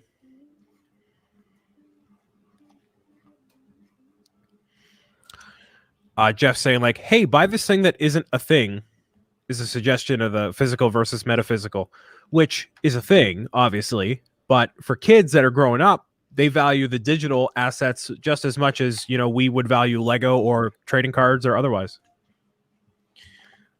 Yeah, I mean, I can understand that, where, you know, there's just nothing about, you know, physical media that's really super appealing or needed at all. People say it's dumb. This is funding Brian and I's early retirement. True. Is it? Great. Me and Isabel have a plan. Lots of property investment, lots of assets. Yeah. I mean, hey, like I said, I'm more than willing to hear more about this timeshare opportunity. I would love to have some really nice, reliable, constant revenue streams so that I don't have to be working all day, every day, 6 days a week just to keep, you know, the lights on. That would be, you know, nice. That would be nice. Jeff, you're saying it wouldn't be you can touch Lego and trading cards. Well, that's true. But I'm saying for a lot of kids that are growing up, they value those things just as much, if not more, than the physical things that they could buy at a store. Because that's where, you know, kids are growing up in a digital world on Roblox and Minecraft and Fortnite and etc. Yep. Same thing. You ever hear of EVE Online? I feel like I've heard an ad for that a million times. Okay. So there's like entire economies based around like buying different ships, and then in a Counter-Strike Go, you can buy weapon skins. Like none of this stuff matters, and it's all controlled by whatever company is running it or whatever. But there's entire marketplaces where people sell this stuff, and you know, I get a nice property. Thank you, Isabel. Appreciate that. Yeah, but you got to work for it. You got to do some NFTs. You know, sure. Hey, I mean, that's all I know how to do is work for everything I got. So right. Don't get me started about EVE Online. Same idea, Jeff. Same idea. Like people spend all this money on this stuff, but none of it technically means anything. But then again, what does anything mean at any point ever? Ooh. Oh boy. All right. What does it matter? Oh, hey guys, I almost left this up here. Get out of here. Hey, that's some of the, if you put that on a sticker, it'd be your most successful sticker. I don't see, the thing is I'm not disagreeing. Get the bag, Kevin. Get the bag. You title it Among Sus, and you put no effort into the listing on Etsy except for the tag so people can have discoverability. And that's all you do. I love it. I probably will at one point. I lost $500 in EVE Online because I was one of the owners. It wasn't a good time. Wrong place, wrong time. Okay, so Jeff is salty that he lost $500. Ah. Oh, here's another thing about me being exposed to a whole bunch of new, like brand new YouTube channels that I've never seen before, and I'm just kind of I'm usually just letting the autoplay go. Is how many of them are sponsored by Raid Shadow Legends. I'm like, oh my goodness, it's a meme, but it's real. I'm like, how all of you, everyone, every single person. You know, I've actually gotten to the point. I've gotten a couple of offers like that because I have my email address listed on YouTube, so people can like do business contact. The most recent thing was for a steering wheel, like add-on thing, and I'm like, nah, I'm good. I'm all set. They're like, hey, we heard that you talk about auto performance a lot. Would you be? Isn't that like Big D? Auto right. Something auto. Right. It's like our automatic bot has heard that you have said this word a lot. Would you be interested in a steering wheel? And you know, if I were just about taking anything and everything, then I would, but All right.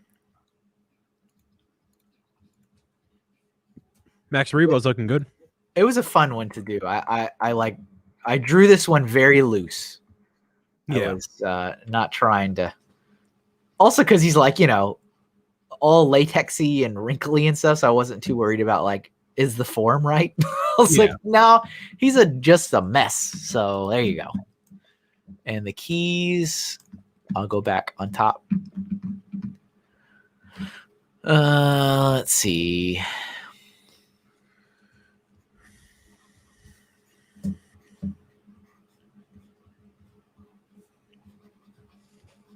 If anybody has any more suggestions they want to toss in the chat, be happy to hear them out. See what's going on. Yeah, about to be done with this very, very soon.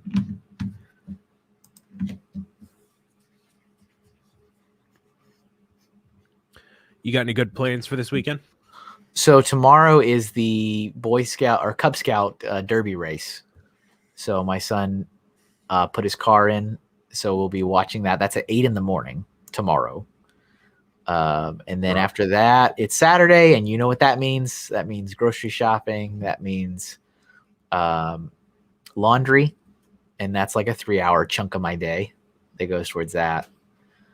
After I get that done, I don't know if I've got really anything else planned. So yeah, I mean, as per every week, Saturday is usually my big like chore errand day. And then Sunday, I usually work. I usually work all day Sunday. So that's when I say, you know, Saturday really is the only day I don't work. And it's because I'm doing all day errands and stuff. Family stuff. Very nice. So we'll see. I'm hoping his Derby does better this year. He was, you know, last year was his first time, or the year before, there was no Derby last year. Because the year before was his first. And he was a little upset because it didn't perform super well. And, you know, little kids, you know, it's like, oh, sure. I wanted to win. But I think it's just because he didn't make it heavy enough. Because there is a weight limit, but, you know, you can't go over it, but you want to get it close to that as possible. And we didn't necessarily really factor that in when we did it. It was more about making it look cool than making it perform well. But this year, we definitely spent a lot more time on the weight and making it as heavy as we could without going over the limit and all that kind of stuff. So we'll see. We'll see how it goes. Let's see here. Juan says, I never get to see my suggestion. No, that's not true at all. I've done your suggestions a handful of times. I know that for a fact. All right, let's. There's always trying to be a good variety of suggestions, both in terms of the subject matter for what we got so far, as well as what you may have suggested previously. That is very true. I do try to like kind of mix things up. All right, there's our Max Rebo and Beast. I was going to say you need another humanoid character because you haven't done many of those, but you kind of have. You got 4 on here. Yeah. Suggestion Baby Shark. Baby Shark is yellow.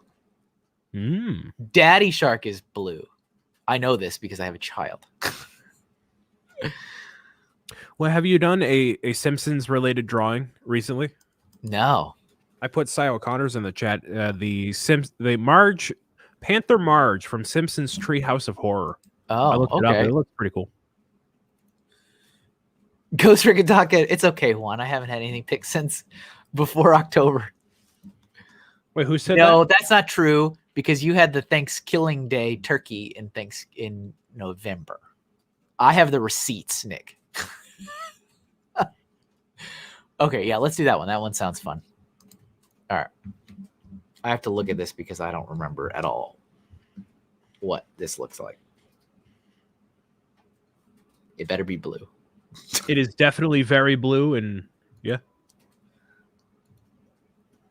Oh, there's some weird art on this one. There's some weird art. Yeah, that's Cy O'Connor. I don't know, man. That's a little. There's some weird art on this one. There's some. Hey, man. Okay. All right. Oh yeah, I think I came across a few of those. Yeah, right, yeah. Let's. Yeah. Well, what's the actual? You said you had a typo. All right. So what would be safe to put into Google? Isn't it just Panther March? That's what I did. Hey, Cy, you typed it out. All right. I literally just copy and pasted it and put it into Google. Like, oh, okay. Am I about to become a world famous artist? Maybe you could. I'm not against it. I'm like, whatever. People want to pay me money. I'll draw what you want me to draw. All right, let's see. I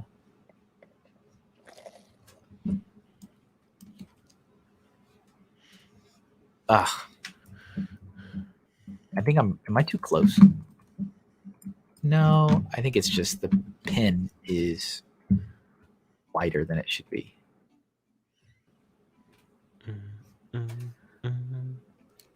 Simpsons always has some really weird art going on. Yeah. I can't believe Simpsons has gone on for as long as it has. Yeah, no, really, it's amazing. Okay, and Sai says he spelled horror wrong, which is totally fine. And then I simplified it to Panther Marge Simpsons. And even when you look that up, the questionable art is there. So I don't the key terms you described had less to do with it, but I got you.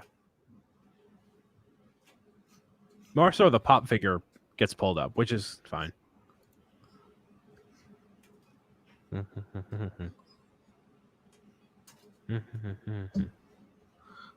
What is this? I'm looking at this like poster, I guess, for it, and Maggie is like a aardvark sloth thing. Very confused. Yeah, kind of looks like it.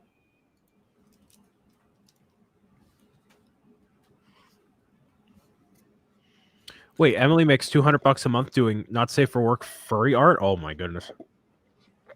That's where it's at. If you're willing to play the game and have as much integrity as you deem fit, then you're good. As much integrity as you deem fit. That's a funny way of saying. Doesn't need to be a lot of integrity, but just enough. Hey, we are always, I think most of us are willing to do all kinds of things to take care of those that we need to take care of. Absolutely. La, la, la, la. All right. Now the head, which is more important. Now, when you draw, what is your favorite color to work with? Well, I mean, when I'm drawing, I usually am not even thinking about color until I start coloring it. Does that make sense? That's fair. I just thought maybe you had a color that you usually like to work within. And no, not really.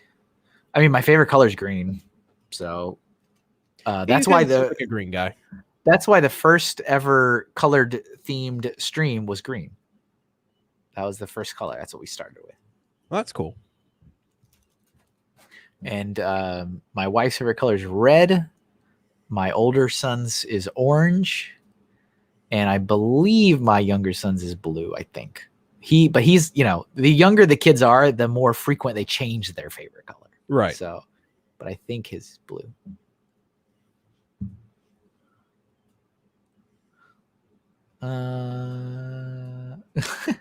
We got some interesting art here, Sai. So I'm just letting you figure it out for yourself here with that one. I had 0 artist integrity when I had 5 a week to live. Yeah, exactly. What would you like me to draw?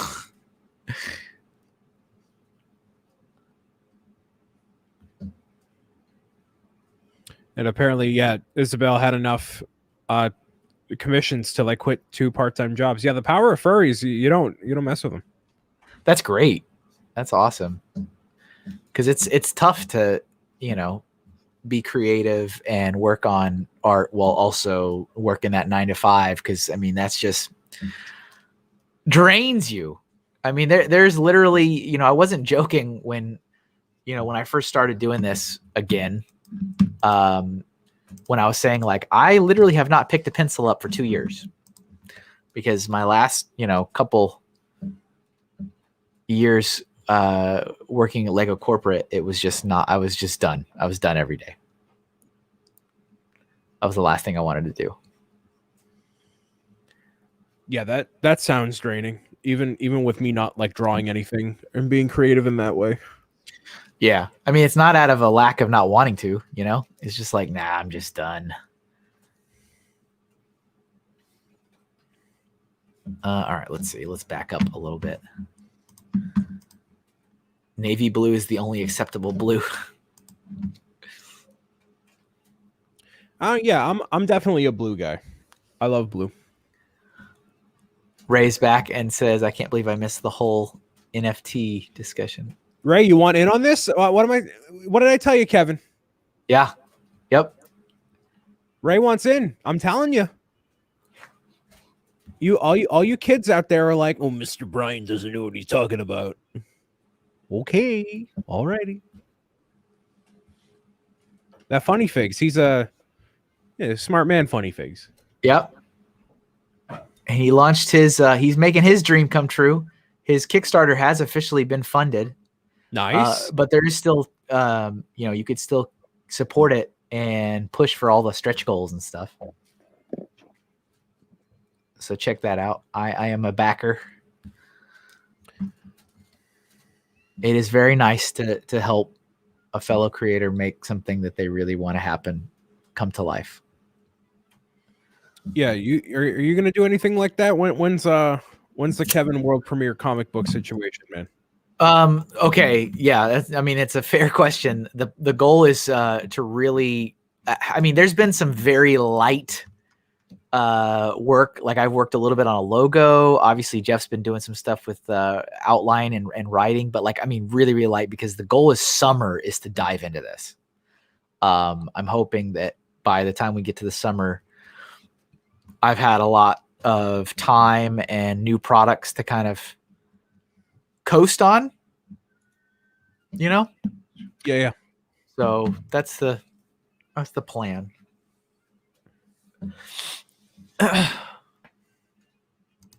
Let's see. Looks at fully written comic book. Continues waiting. Yeah. Unless I'm wrong, you haven't shared a final written comic book with me, Jeff. Yeah, I don't think. Keep writing, Jeff.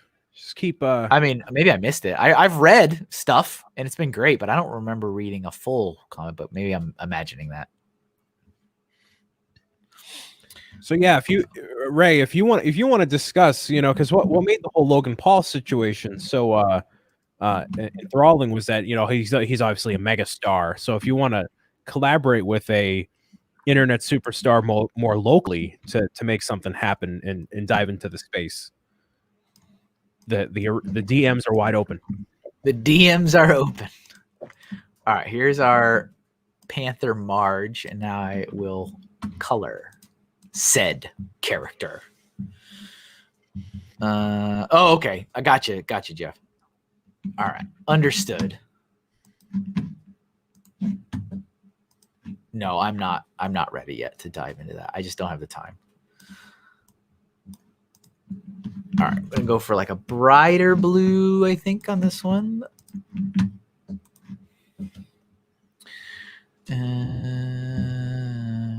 So it's something that really threw me off when talking to you was that you know how to draw, very much so. You're a very talented artist in many respects, but you are not the creative type as a writer to come up with, backstories and plot lines and everything else like that.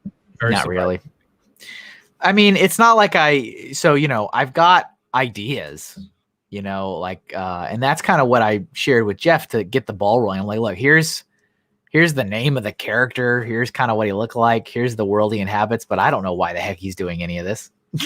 Like, you know what I'm saying? Like, here's the good guy. I don't know why he does what he does. Here's the bad. Oh, no, I didn't even have a bad. Well, I kind of had a bad guy, but not really. Like, here's people that are bad. They don't want the good guy to do good things. I don't know why. So, man, like I love coming up with the design of the character, the backstory, the plot, like the everything. I just can't do it. Like, that's why I'm a true learning illustrator now. Look at Fazoop says, I'm sorry, I missed some of the episode. I fell asleep after taking my old pills. Goodness gracious. My old pills. That's when, like, when when you're at you see the little like weekly pill container, you're like, oh, where it's got the letters of the week on it, Yeah, that's a thing. Yeah, so Ray, we'll talk. And I also big shout out to Funny Fix too, who replied to my Twitter, not plea, but just like a shooting my shot in the dark of like resources to work with for illustrations and whatnot. It was very, very helpful. And I need to go back to that thread and relook at things once I'm done with this Illustrator course. It's very helpful. Thank you. You could start doing a live stream and drawing. You know, I think if at that point that would be kind of cool, like, but it would definitely be more of a chill sort of thing, like this, like late at night, lo-fi music, no face cam, or very minimal, like just an entirely different vibe. Yeah. And then we could drum up some fake drama that I don't like you muscling in on my turf. Oh my goodness, absolutely. I love fake drama. I love it. According to my YouTube school that I did, which is this is just my nickname. What's up, Reed? Sorry, I missed your comment earlier. It was like apparently videos with like verses in the title and like that kind of stuff is a big draw. So it's like, oh, verses. Okay. Yeah. All right. Keep that in mind. Can we get a Bob Ross-esque follow along stream? Oh, that'd be cool. And that's just going to be our little secret over there. That's just going to be something we do. Coloring in with the white brush now to highlight some accent pieces on the pearls and the teeth. I love it when he takes like, you know, the big flathead paintbrush, Bob Ross, and he'll just like, it's almost like paddling the painting. You know what I'm saying? Like he just, you know, really like quick strokes and just like, it's like slapping the canvas. Right. And he's like, we're just going to do this, a little bit of that. Well, let's get a little bit more orange in there. And now we have an amazing sunset. What? I was like, wait a minute. It's like, I'm following. Wait a minute. That's a beautiful background. What? You were just slapping color on there. You, sir, are an inspiration. Speaking of I can't even speak English. Fazoom said, I'm not sure I want to know what Brian would draw late at night. Anatomically correct furry people. Fazoom, that's what I would draw. Anatomically correct. Curves and all of it.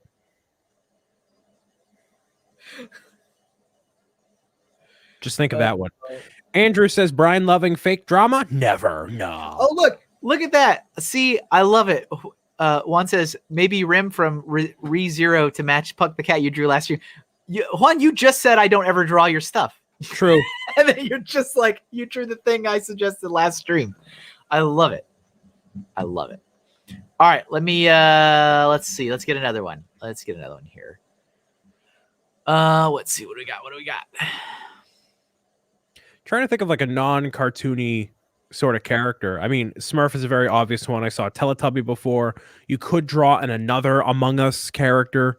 Okay, let's do a proper Among Us to just get it on this. He keeps popping out. Let's just do one on the stupid kid. You want to do the Cyan Among Us character? Fine. Okay. Fine. All right, I'll type it in the chat. Oh my goodness. There, done. Cyan Among Us crewmate.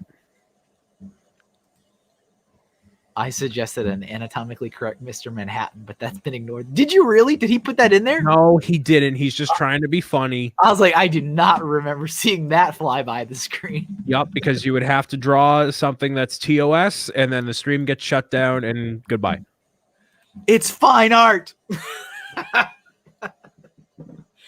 That was in, I saw that movie for the first time where on Netflix, and it was like shown in the theaters, right? Like he was fully exposed. Oh yeah. At least like once. I don't think it was in the Netflix one because I remember that was like a big deal. People were talking about it, and I'm like, oh, I don't think they edited it somehow for the. Yeah, and if you ended up seeing that in IMAX, you got a big giant IMAX sized IMAX. Shalakakla, you know. So you're saying that one would be one you would not go to the 4D experience? No, you do not want the 4D.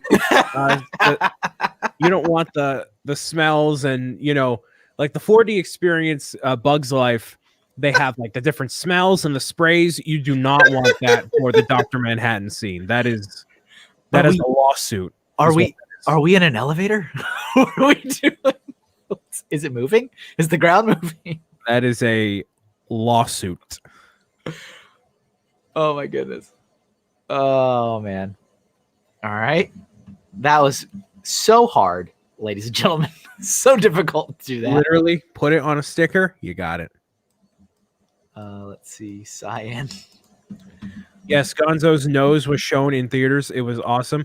See, Ken, you really just low-key tossed a great suggestion in there by putting Gonzo, even though you've been suggesting this anime thing, which I did copy and paste into the private chat. I can send you the receipt in case you have any doubts, but I would much rather see Gonzo than Teruhashi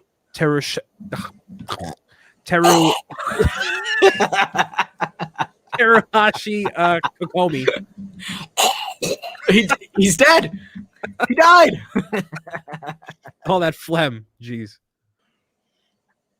This, you know what? In all honesty, though, ladies and gentlemen, this may just be the most on point for the reference ever. I think so. Actually. It may just be like the absolute spitting image. Let's see. I don't think he even drew it. I think he just copied and pasted it from Google. Whoa there. Stop that. Oh, man. I don't know why it does that. Yeah, this is why I was looking the other day at tablets, because I'm like, it keeps doing weird stuff and there's no reason for it. And that little like weird splotting thing it does is top of the list of things that are annoying. Yeah. And I honestly have no idea why it does it. Let's see. I need. This may be the first drawing that Lindsay has complimented because she said it looks great. So she really likes that Among Us crewmate. But if you zoom out, you'll see other artwork that clearly does not compare to the crewmate. Ken's like, I love you too, Brian. Well, I put Gonzo from the Muppets in the private. I know I'd love to see Gonzo, but if you want to draw anime, that's fine. I have no qualms with anime. I enjoy good anime. I don't care like how it looks. I just want a good story, and I don't mind the looks either. It's just when people are like, it's more so the fan bases, honestly. Like I've watched plenty of anime that is both like actual art and great, and just otherwise bad anime. But it's more so people like, no, you have to watch this, and it's 200 episodes, and I'm like, okay. All right, guys, we did it. Look at it compared to like, all right, whatever. It's fine. It happened. And so you're telling me if I took this and I cut this out and made it as a short, this is the one, huh? Kevin, and you put some like really great music to it, I promise you. There you go. All right. Let's do another one. That's how you feel about the Star Wars fan base, Ghost? Yeah. Same idea. Brian's coughing up his prejudice. I compliment all the time. Yep. I'm pretty sure. So the last two suggestions that are one's from Ken, one's kind of from Ken. They both have more colors than just blue. So I think either of those would be good. Like there's more to it. Oh, let me look these up because I don't know. Well, you don't need to look up Gonzo. No, I don't need to look up Gonzo. Let me see. Tesseract is still better. Wow. Tesseract. That was awful. It was just a cube. I didn't even try. Teruhashi Kokomi.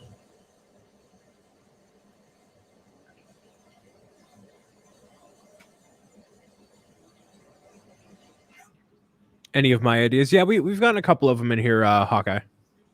All right, I'll give this one a shot. Let's see. This is one of those ones where it needs to be good or it's going to be awful. All right, let's see here. That was Ken. Ken. Where did you go? Oh, Ayla Sakura is a good one too. I did not catch that one. Let's see. Yeah, here we go. Yeah, my bias came in for the Star Wars pick. I'm like, Ayla Sakura or Max Rebo? Yep. Yep. But look at him. Look how he looks like a little bit of lard. He's so funny. It's all about the like elephant like elbows. Yeah. All right, let's see. We got no Pokemon this week. You're welcome, everybody. I didn't suggest Piplup. It's because you got it last time, yeah. True. Well, that hasn't stopped other people in this chat from suggesting the same thing 5 times. I went back and I watched the end of your stream because you were like, I told everybody I was going to be there. I'm like, oh, that's awkward. Yep. I like went back and it was funny because you like learned in real time that you didn't have Yes. invite. You're like, I'll be on there. Oh, I guess I won't. All right. Bye. Yeah, I just wasn't gonna I'm like, nah, you got your own thing to do. It's fine. It's all fine. Don't worry about it. I literally told you in the text. I will be there afterward. And then you got Jeff. I understand. Jeff brings a different energy. It's a better energy that's more suited for this audience and this stream. I understand. You guys are pretty funny together, though. What makes you think I want to talk to Jeff? I mean, he was just on your podcast. Not really. Oh, all right. That was an interesting figment of my imagination. Yeah. We had Dr. Manhattan requested a couple of times, but nothing about anatomically correct. You always have to do an anatomically correct Dr. Manhattan. Let's see. All right. Eyes are very important. Like super, super important. Yes. Let's see if I can do this. We might need to actually get closer. Let's get closer. At the rate things are going, we're going to see the MC blue in the face from all the yelling. Listen, I'm not yelling. I'm very calm. I am well composed. I'm as composed as Mozart from whatever year he was alive.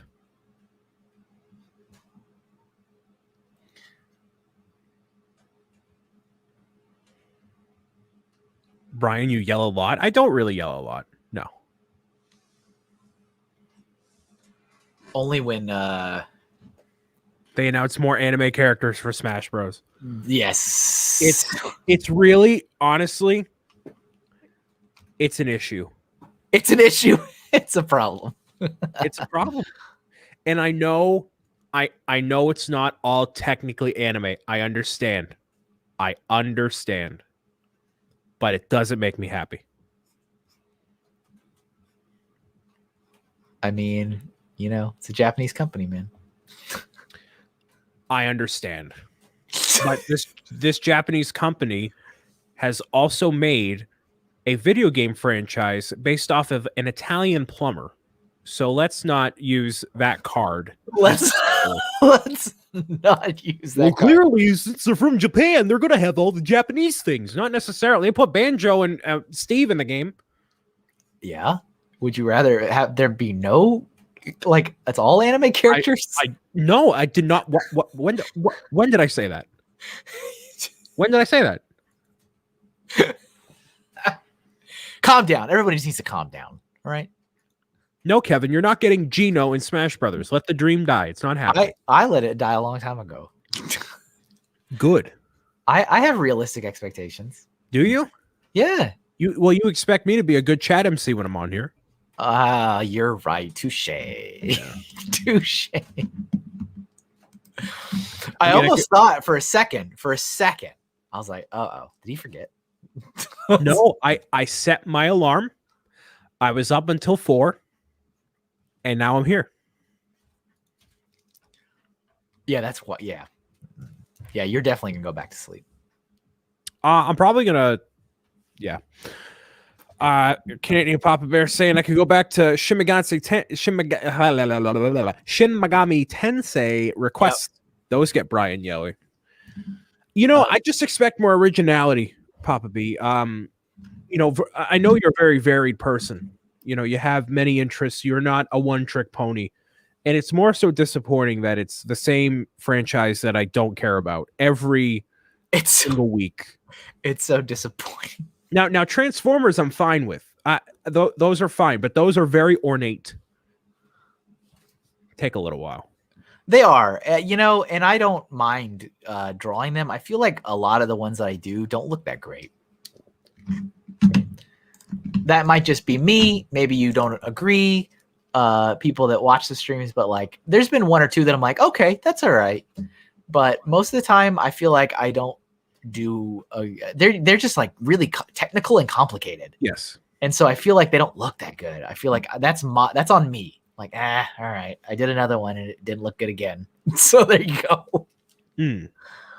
Maybe you like it, maybe you don't. But I mean, the only way you get better is to keep doing it. I acknowledge this. Right, of course. It's just different when you have an entire audience that has so many other suggestions and you want to keep it with a good variety and keep it flowing. Exactly. Isabel says there's still a chance for Professor Layton for Smash Brothers. Absolutely not. Not going to happen. I am sorry to crush your dreams, but I will compensate for those crushing of dreams with mad money from NFTs. Mad money. Me, Isabel, and Ray, dream team. I use my eClout to make fake trading cards online. They draw them, poggers. Done. You got it, man. You got it all figured out. Got it all figured out, man. You know, for some people, it's just as simple as that. What are you talking about, Kevin? All the Transformers you've drawn are awesome. Thank you, whoever said that. Oh, thank you. He would be an authority on the matter, so I'll accept that compliment. Thank you.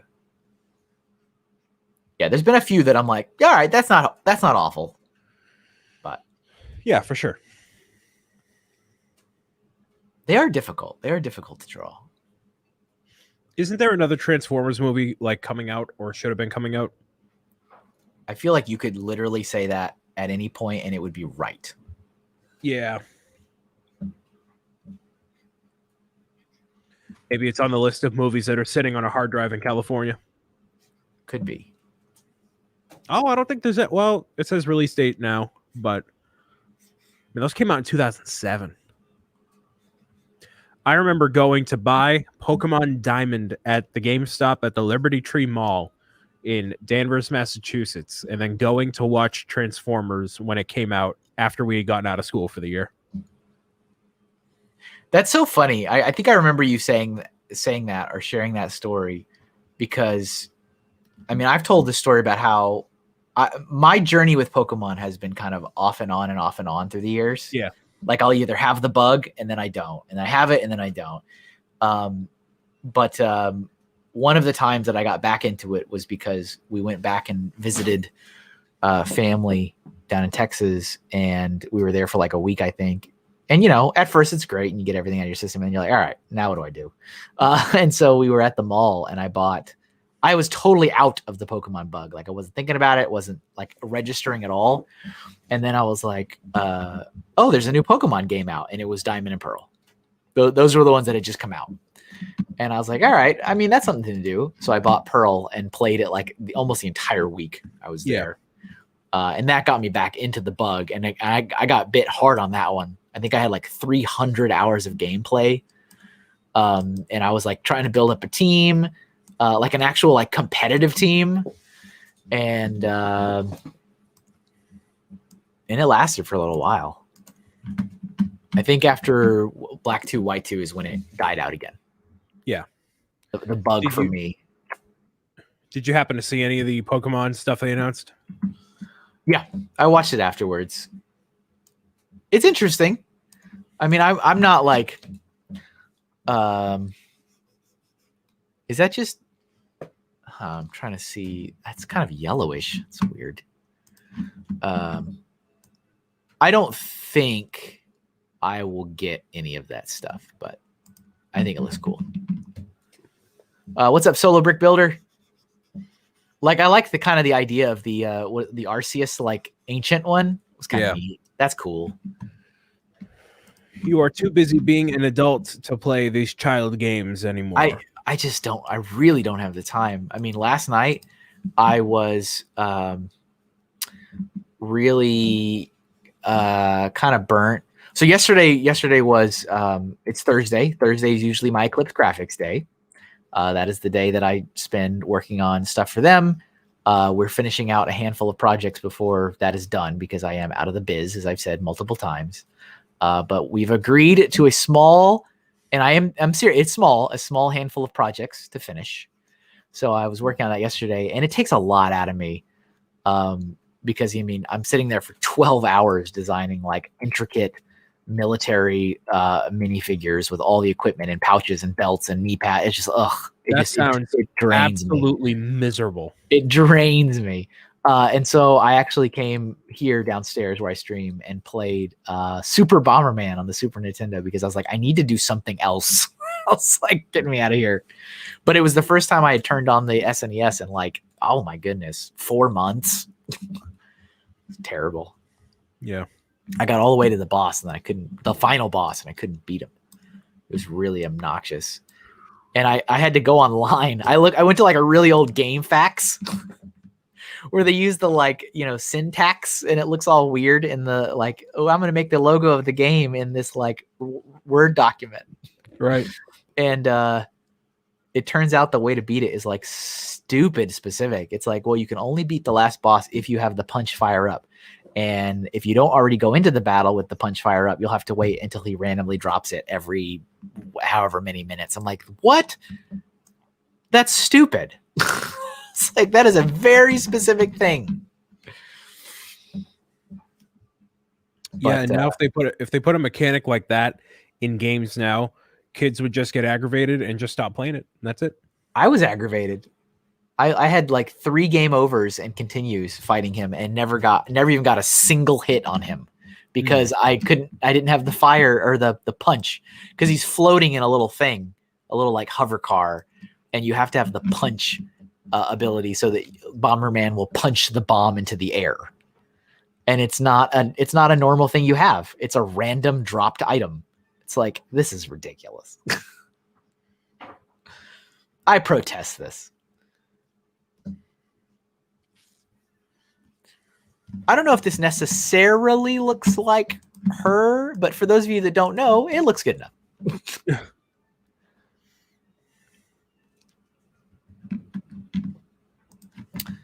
Let's see here. I'm an adult now. The adult version of Pokemon is Shin Megami Tensei. I do want to try that series though at some point. The adult version of Pokemon is Pokemon. I mean, that's fair because it's still happening, very much so. Let's see. The red bow. Ghost frickin' talking saying all anime looks the same. I am not a big anime fan, and even I can disagree with that. There's definitely different styles and different art directions overall. If you want to watch something that's made by a Japanese animation studio that doesn't follow the typical anime tropes, watch anything by Miyazaki for movies. They're great. Very artful, very aesthetically pleasing, great stories. Yeah, a lot of those are beautiful movies. They are. They are not they're not super tropey. They're just good. They're just good. I watched Spirited Away and I thoroughly enjoyed it. That's a great movie. That's a really great movie. What was I gonna say? I think most of the time for me, it's like I can see the change in the art style too, but I feel like a lot of times it's in the eyes. Yes. And you can design eyes in all kinds of different ways, but a lot of times, a lot of the animes don't. They just use the same eye design. Right. I mean, the entire rest of it can be completely different art style, different color palette, different look, different everything, but the eyes are identical. And so like if you just did a heavy crop and just had all the eyes next to each other, you'd be like, these are all the same. And I think that's what makes you kind of feel that way. Not all of them, but a lot of them. Yeah, and some of the plot points get a little bit too ridiculous. And yeah, for some more casual viewers, it can get a little too convoluted. All right, let's do eyebrows. And the eyes. And we're just about done with this one. And then could start another one. I think I might have to adjust the canvas a little bit to fit more. We definitely have time for another one, probably another 2, I'm thinking. Yeah. Joey says Bomberman is blue for a request. Bomberman has like blue legs, but he's not blue. There's like the different. Oh, I need to do the highlight in the hair. There's different colors of the suits. Oh yeah, right. You know, it's like just like Among Us. True. I like in the newest one, it was like Super Bomberman R or whatever for the Switch, which I don't think did well at all. Because I've seen it in the whole like $10 bargain bin at Target and stuff. But it was a fun game. If you like Bomberman, it's a fun game. And that is the first time I can recall them giving the different color suits of Bomberman like actual different personalities. So like the yellow one was like tired. So he was like dragging his feet. And there was like one was like a cowboy. And I was like, this is fun. They actually have like personalities. I like this. But the game, it was just more of the same. And if that's not your type of game, then it's just more of the same. So it's like, oh, go around, walk around, blow things up. That's what you do. I think Bomberman is all about the multiplayer. It's all about fighting each other, your friends. That's what that's about. Yeah. All right. Yes, I need to adjust things a little bit here. Let's see. Why don't you pick another one for us to put on here? I mean, I'm going to suggest you draw a Gonzo from the Muppets. Okay, that's fine. Let's see. This Among Us character is so funny. This is like the Minecraft one, man. It's like, all right, here you go. I did it. 5 minutes. All right. How many do we have here? 1, 2, 3, 4, 5, 6, 7, 8, 9, 10, 11, 12. If you count the Tesseract, 13. That's a healthy amount of drawings. I got to do the glow. Oh, is there a glow on her character? I mean, she's got like sparklies and stuff. Is that what you mean?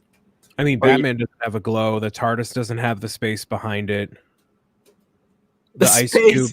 I was thinking ice cube doesn't have like the cold like environment. I was thinking of drawing space behind the TARDIS. Actually, that's crazy that you said that. When I was working on it, but we're counting the test. I don't think I am. I think I'm probably going to delete it when you guys aren't looking. What did I do that? I did that last time too. There was something I was like, maybe I'll delete that. And then I did delete it. I don't remember what it was.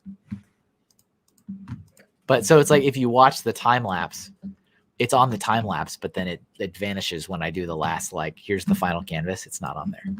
I don't remember what it was. Let's see. Oh, Blue Eyes White Dragon's fun too. All right, let's see. I summon Blue Eyes White Dragon. Gonzo the Great. Man, I love the Muppets. They're very underrated to me.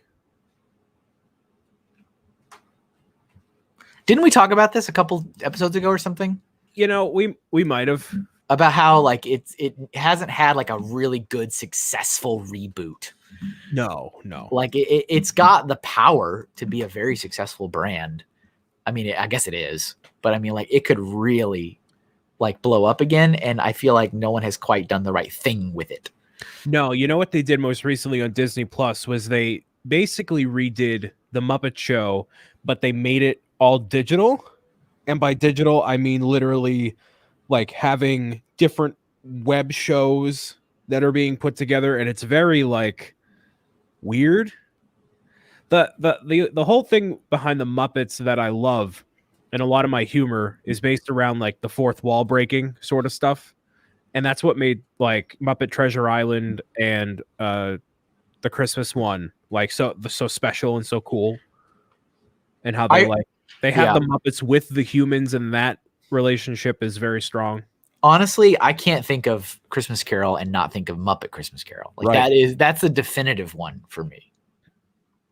Muppets underrated. What? I mean, in the public consciousness as of right now, like Muppets are not where they could be. I feel the same exact way for Looney Tunes, and hopefully Space Jam does like elevate it a lot, but they haven't had a solid moment in quite a while. Yeah, hopefully that's a good. I mean, the first Space Jam was awesome. Yeah. Oh yeah. I told you, right? Like one of my college professors worked on that movie. Mm-hmm. He had the team animator jacket. Like they made like kind of like the jerseys they wear, like the windbreaker kind of jerseys. Mm-hmm. He had one of those. It was really cool. Yeah, the Muppet movie that came out in like 2014, I think. That was pretty good. The first reboot, like the Muppets. Yeah, I thought it was gonna really lead to something, and it didn't seem to. Like it was good on its own, but I thought it was gonna like lead to this rebirth kind of thing, and I was like, oh, I guess it kind of didn't. Yeah, Muppets Most Wanted was a follow-up that was like not quite there. Right. You know, the only thing funny about that movie was all the jokes about they kept saying about like the differences in American and European work culture. Was it because I was like deep entrenched in like working for a Danish boss and having lots of difficulties with American holidays versus Danish holidays versus European Union rules versus American rules.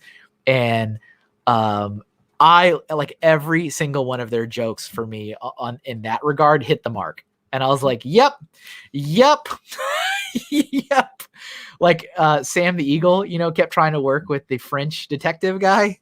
Mm-hmm. And he's like, what are you talking about that you're already done for the day? It's only 3. he's like, I am sorry. We only work this many hours. It's like, oh my goodness, this is my life. Please stop. It was so funny. I'm holding on for Great Gatsby Muppets now that it's in the public domain. That would be very interesting. That's very interesting. The Great Gatsby was one of those things where that was required reading when I was in school, and I hated it. I don't know if I just hated it because I didn't want to read it, but I never read it. So it was required reading. We had a whole thing on it, and I never read it. I think out of spite. Kevin, green light at the end of the dock. Is it good? Have you read it? Reading. LOL. Oh, there's a movie too, right? Leonardo DiCaprio. Yes. Yeah. That was a school field trip we took when we were reading the book and then we saw the movie. It's like a tragedy kind of sort of thing. It's about like a lonely dude and yeah. Oh, we don't need to see that. Yeah. We don't want to see lonely people be lonely. It's still required reading now at post 16 level here. Yeah. Oh, all right. Great Gatsby is one of the greatest books ever written. Really? Okay. All right. Yeah, it's one of those like just to read, like to put it on the list. I guess it's on. Yeah, it has to be done in your life. Yeah. Well, I'll put it on the list. I'll put it on the list. Eventually, I'm going to be done listening to it. I'm very close. I am 6 hours away from finishing that book. I've been working on it for 4 months. Oh my goodness. Because it was a 75-hour book. No, not 70. It was 40, 45, 46. Goodness. It was like a 46-hour audiobook at 1.25 speed. I couldn't go faster because then I started to kind of like, the information wasn't landing. Right. And so it's 1.25 speed. I think it's 45 hours. And it's taken me 4 months to get through it. And I'm about to be done. I'm 6 hours away from being done with it. It's definitely started to get good now. I mean, there's a lot, as I've said before, a lot of information that I don't necessarily think was required. Because like any character, like the kids, I mean, it's mostly kids in the book, and they come across like, oh, this is the guy that's the custodian. And we'll take like 10 minutes talking about the life of the custodian. And I'm like, okay, I mean, all right. Yeah, I get it. I'm okay. I understand. We know a little bit more about this guy, but in the end, I'm like, did I really need to know more about that guy that was in the book for 10 minutes? I'm like, I mean, not even in the book for 10 minutes. That's it's because of that he was in the book for 10 minutes. I mean, there's parts of it that, I'm like, yeah, I am happy I learned more about this, but there's a lot that I'm like, I didn't need to know about that. just like everything. It's like, oh, guy needs car. So he will buy car from this guy in the paper, and let's talk about this guy and how he got the car and what business industry this guy's been in. I'm like, this guy's not relevant. I just need to know about the car. But I'm glad because that's been on, the list for a long time, and I've never seen the movie. So I'm excited to I've been listening to the book, not knowing anything about the universe at all. So all I knew was there was a crazy clown. That's all I knew. Yeah. Have you seen the It movies? No. Nope. Yeah, there you go. 40. So just like 45 hours at normal speed.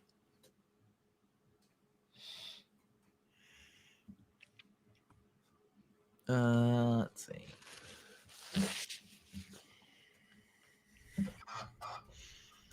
My the drawing I did of Kermit and Miss Piggy, that blew up when I did a short of that drawing. That's great. Almost got 1,000 views. Like, oh, you guys you like this one? That's good.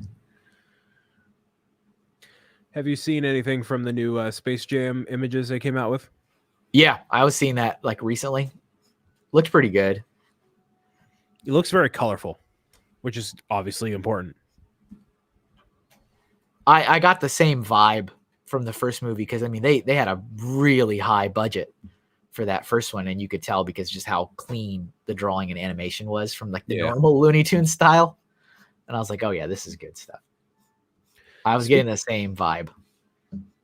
Speaking of that, like animation and real life thing, I recently got through about halfway through Who Framed Roger Rabbit before I fell asleep, and it was interesting. That's a great movie. That could not be made today at all. No, it couldn't, which is a shame. Yeah. But that's a wonderful, wonderful movie. We studied that movie a lot in school on how like they were able to incorporate, the humans and how they would set up like, how does this cartoon character hold a gun? Right. Because it's like a real gun, but it's the cartoon character holding the real gun. Mm-hmm. It's really interesting. Let's see. I don't even know what I'm doing. All these pictures I'm looking at, he's like got his arms are flailing. So I'm like, I just kind of wanted to have him flailing arms. It's very on point for Gonzo. I think, yeah, he only has how many fingers? He only has 3.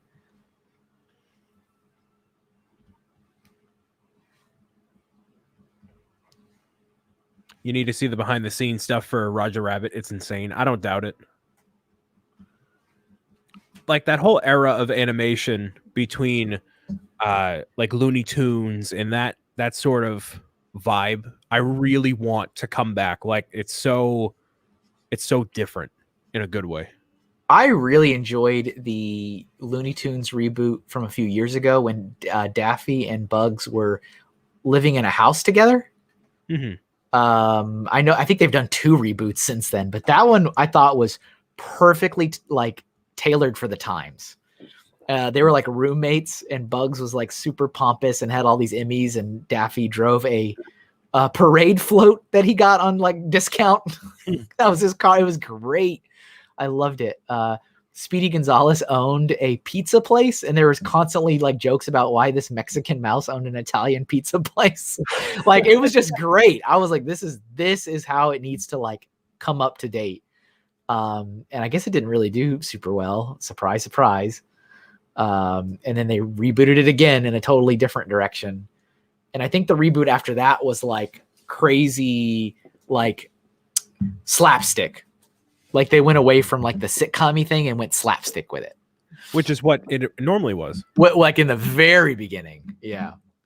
All right. There's our Gonzo. Let me add color to Gonzo. Yeah, that Gonzo is great. Thank you.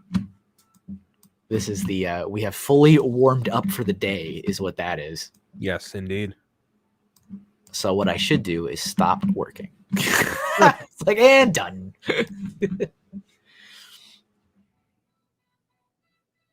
Hashtag hands. Yep. Indeed. That's like, so that's what I would do if I were like a big wig in Hollywood, right? And I had all the control or the influence, the whatever. I would be like, there's got to be somebody out there that knows what to do with the Muppets and Looney Yeah. Tunes to do something. You know what? Maybe this is like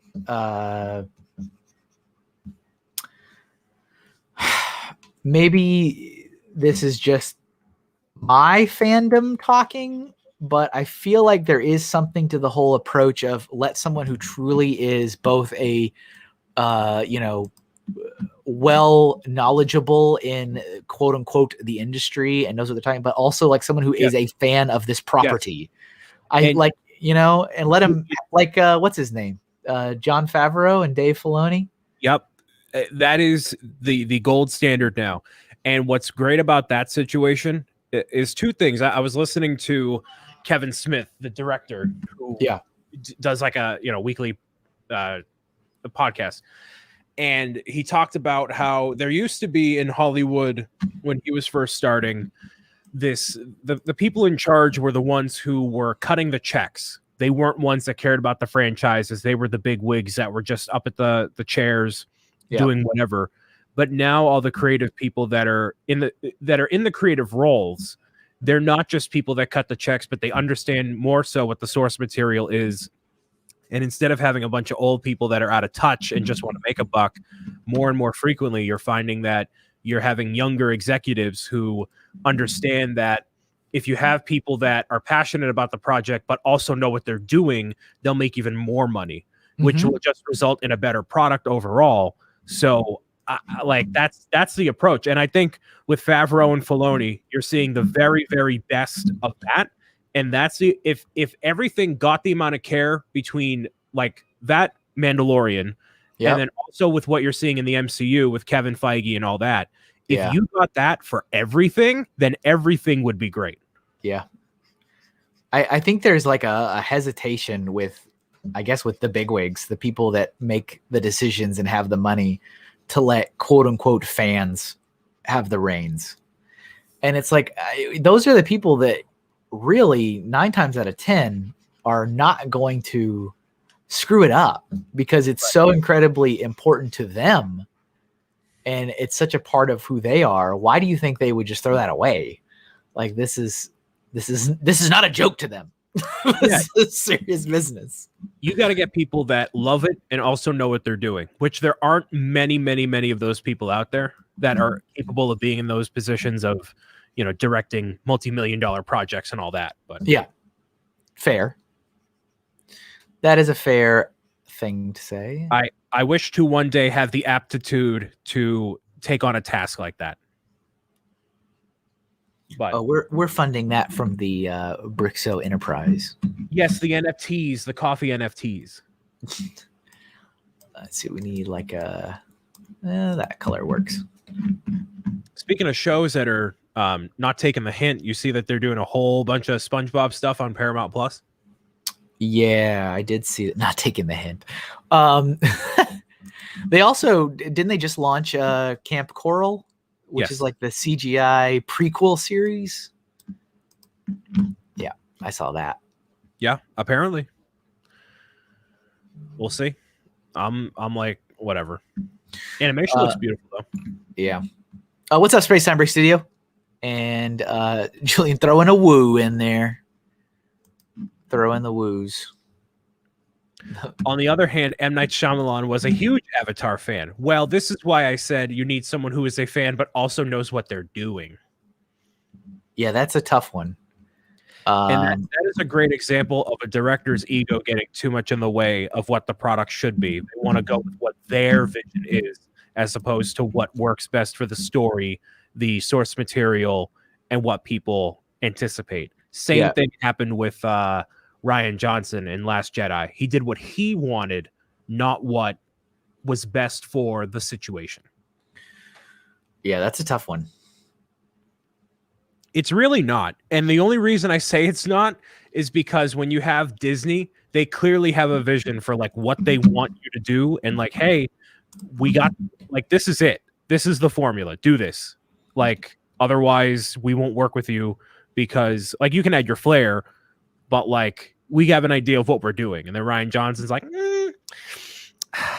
that's great. No. It's weird, though, because don't you feel like that's probably exactly what the two guys wanted to do with Solo, and then they got, like, booted? Didn't they want, like, remember those guys? Yeah. Phil Lord and Chris Miller, they wanted to do, like, their own thing with Solo, and then, like, the studio was like, goodbye, and brought in Ron Howard. Right. I don't know. Like, I would love to be a fly on the wall, but it has to do with what they have an overall vision for. But that whole era of Solo, Rogue One, and the sequel trilogy, they had this whole plan. And now that plan, I think, is almost entirely scrapped. And you're seeing everything happen on Disney Plus because of how well The Mandalorian is doing. The only Star Wars movie that is announced as of right this second is a Rogue Squadron movie done by Patty Jenkins, I believe. And that's coming out in like 4 years. So, you know what I hate? I hate when companies are like super blatant about their copying of other companies. Like super blatant. Like, notice how everybody is something plus now? It's like, oh, Paramount Plus, Apple TV Plus. I'm like, that's interesting. That's a very original idea. It's like somebody did a thing. Disney did a thing. It was successful. Let's all blatantly copy it and attack. Like, I just like, it's like when the iPhone first became a thing and then everybody had an i product. Like, even like, super cheap dollar store. It was like I something. Had an I in it. It's like, what is this? Get out of here. What are you doing? Don't be that blatant. Right. Jeff is saying that Rogue Squadron isn't a movie, it's a TV series, Brian. Well, actually, Mr. McElwee, you are incorrect, as according to the Star Wars fandom, it says that Rogue Squadron is an upcoming Star Wars film planned for Christmas 2023 by Patty Jenkins. Mr. McElwee. That's a little bit Daffy Duck in there, actually. Discovery Plus, is that a thing? I bet it is. Discovery, man. I've seen ads for Discovery Plus, and all the Karens they're livid about that. Oh my goodness. All the Karens. They're like, oh, but we don't get the new episodes on the cable. We have to get them through this, and I already pay for cable. Like, oh, you're just catching up now, are you? Okay. Oh, Nick, Ghost Freaking Talking. Have you seen, I'm sure you're well aware, you're on top of this stuff, but have you seen there's a mini Netflix little docu-series about the Elisa Lam case of her, in the Cecil Hotel when she was all weird and everyone was like, what's going on? Is it ghosts? Is it what? I mean, it's really fascinating. That is a roller coaster of, I think it's like four episodes or 5 of it. And that's a roller coaster of a journey. Check out that one if you haven't. That's a pretty good one. So yeah, we only have like 8 minutes left, so I'm not going to draw anything else. But I mean, this is pretty good though. 1, 2, 3, 4, 5, 6, 7, 8, 9, 10, 11, 12. Yeah, I've noticed that my average of how many I draw per stream has definitely increased. Yeah, totally. Yeah, Ray, my wife was watching. It's a good one. Yep, Jeff watched it. That's good stuff. Yeah. Blue sky, man. Just put blue. All blue. Okay, so hey, Ray, do we want to talk about what we're doing next weekend or no? I'm good to share. And I don't think Matt is here anymore, Family Bricks. But as I mentioned earlier, all three of us, Funny Figs, Family Bricks, and myself, we are we all have art streams planned for next weekend. So mine would be Friday, Matt's would be Saturday, and Ray's would be Sunday. And so you've got 3 art streams, not on the same day, but back to back to back. And we were thinking about doing some kind of cross collab. Okay, Ray says go for it. So cool. So it is all going to be superhero related. And so next Friday, my stream is going to be Marvel. That is the theme. Nice. Okay, there he is. All right, Matt is present. Family Bricks. Okay. So yeah, next Friday is going to be Marvel. for myself, and then I believe Funny Figs and Matt are also just comics. Correct me if I'm wrong. I think they're just going just comics or superheroes. So the whole weekend, you've got 3 art streams that'll be superhero related. And I've had a plan to do a Marvel stream and a DC stream. I wanted to keep them separate because there's so much in there. But I might also just do a superhero one, because then I realize that there's also a lot of great heroes that don't fit into either Marvel or DC. So maybe we'll do 3 at some point. But yes, so mine will be Marvel. So there'll be a Marvel themed. Yep. Okay. Family Bricks is superhero.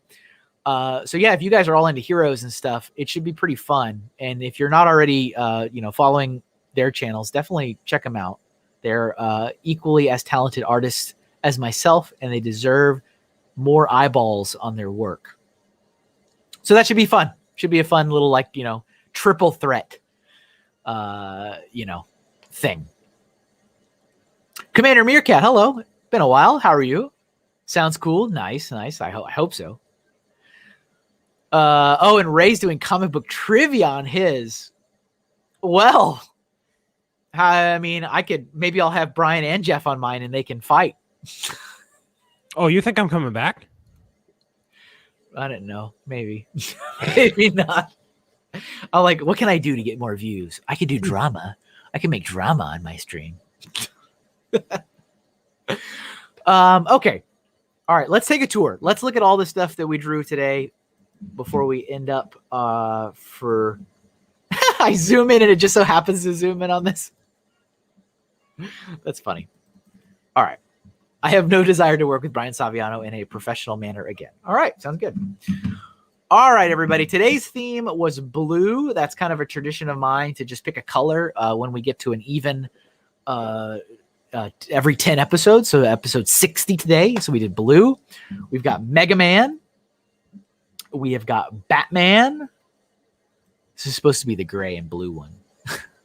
You can't tell. Here's the TARDIS from Doctor Who. Here is blue from Blue's Clues. Here is an ice cube or the Tesseract. That still might or might not be there when I save everything out. Here is sadness from Inside Out. That's a shame. Look at that. That's so sad. Oh. Let's see. Here is a Blue Jay. Falcon Punch.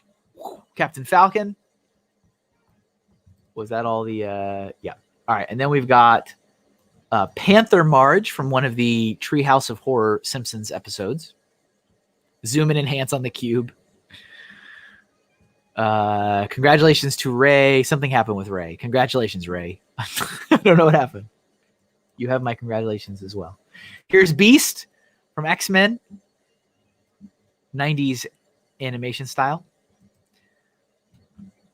It's not as bad as Tony Stark, so that's good. You know what? Joffrey. Thank you, Commander Meerkat. Panther Marge Doss. Appreciate it. Here's Max Rebo. That's a pretty great Max Rebo. Yeah, that's really good. It's funny. That makes me smile. Does this make you smile? Nothing makes me smile. All right. So then we've got this one. This is going to be my ticket to success.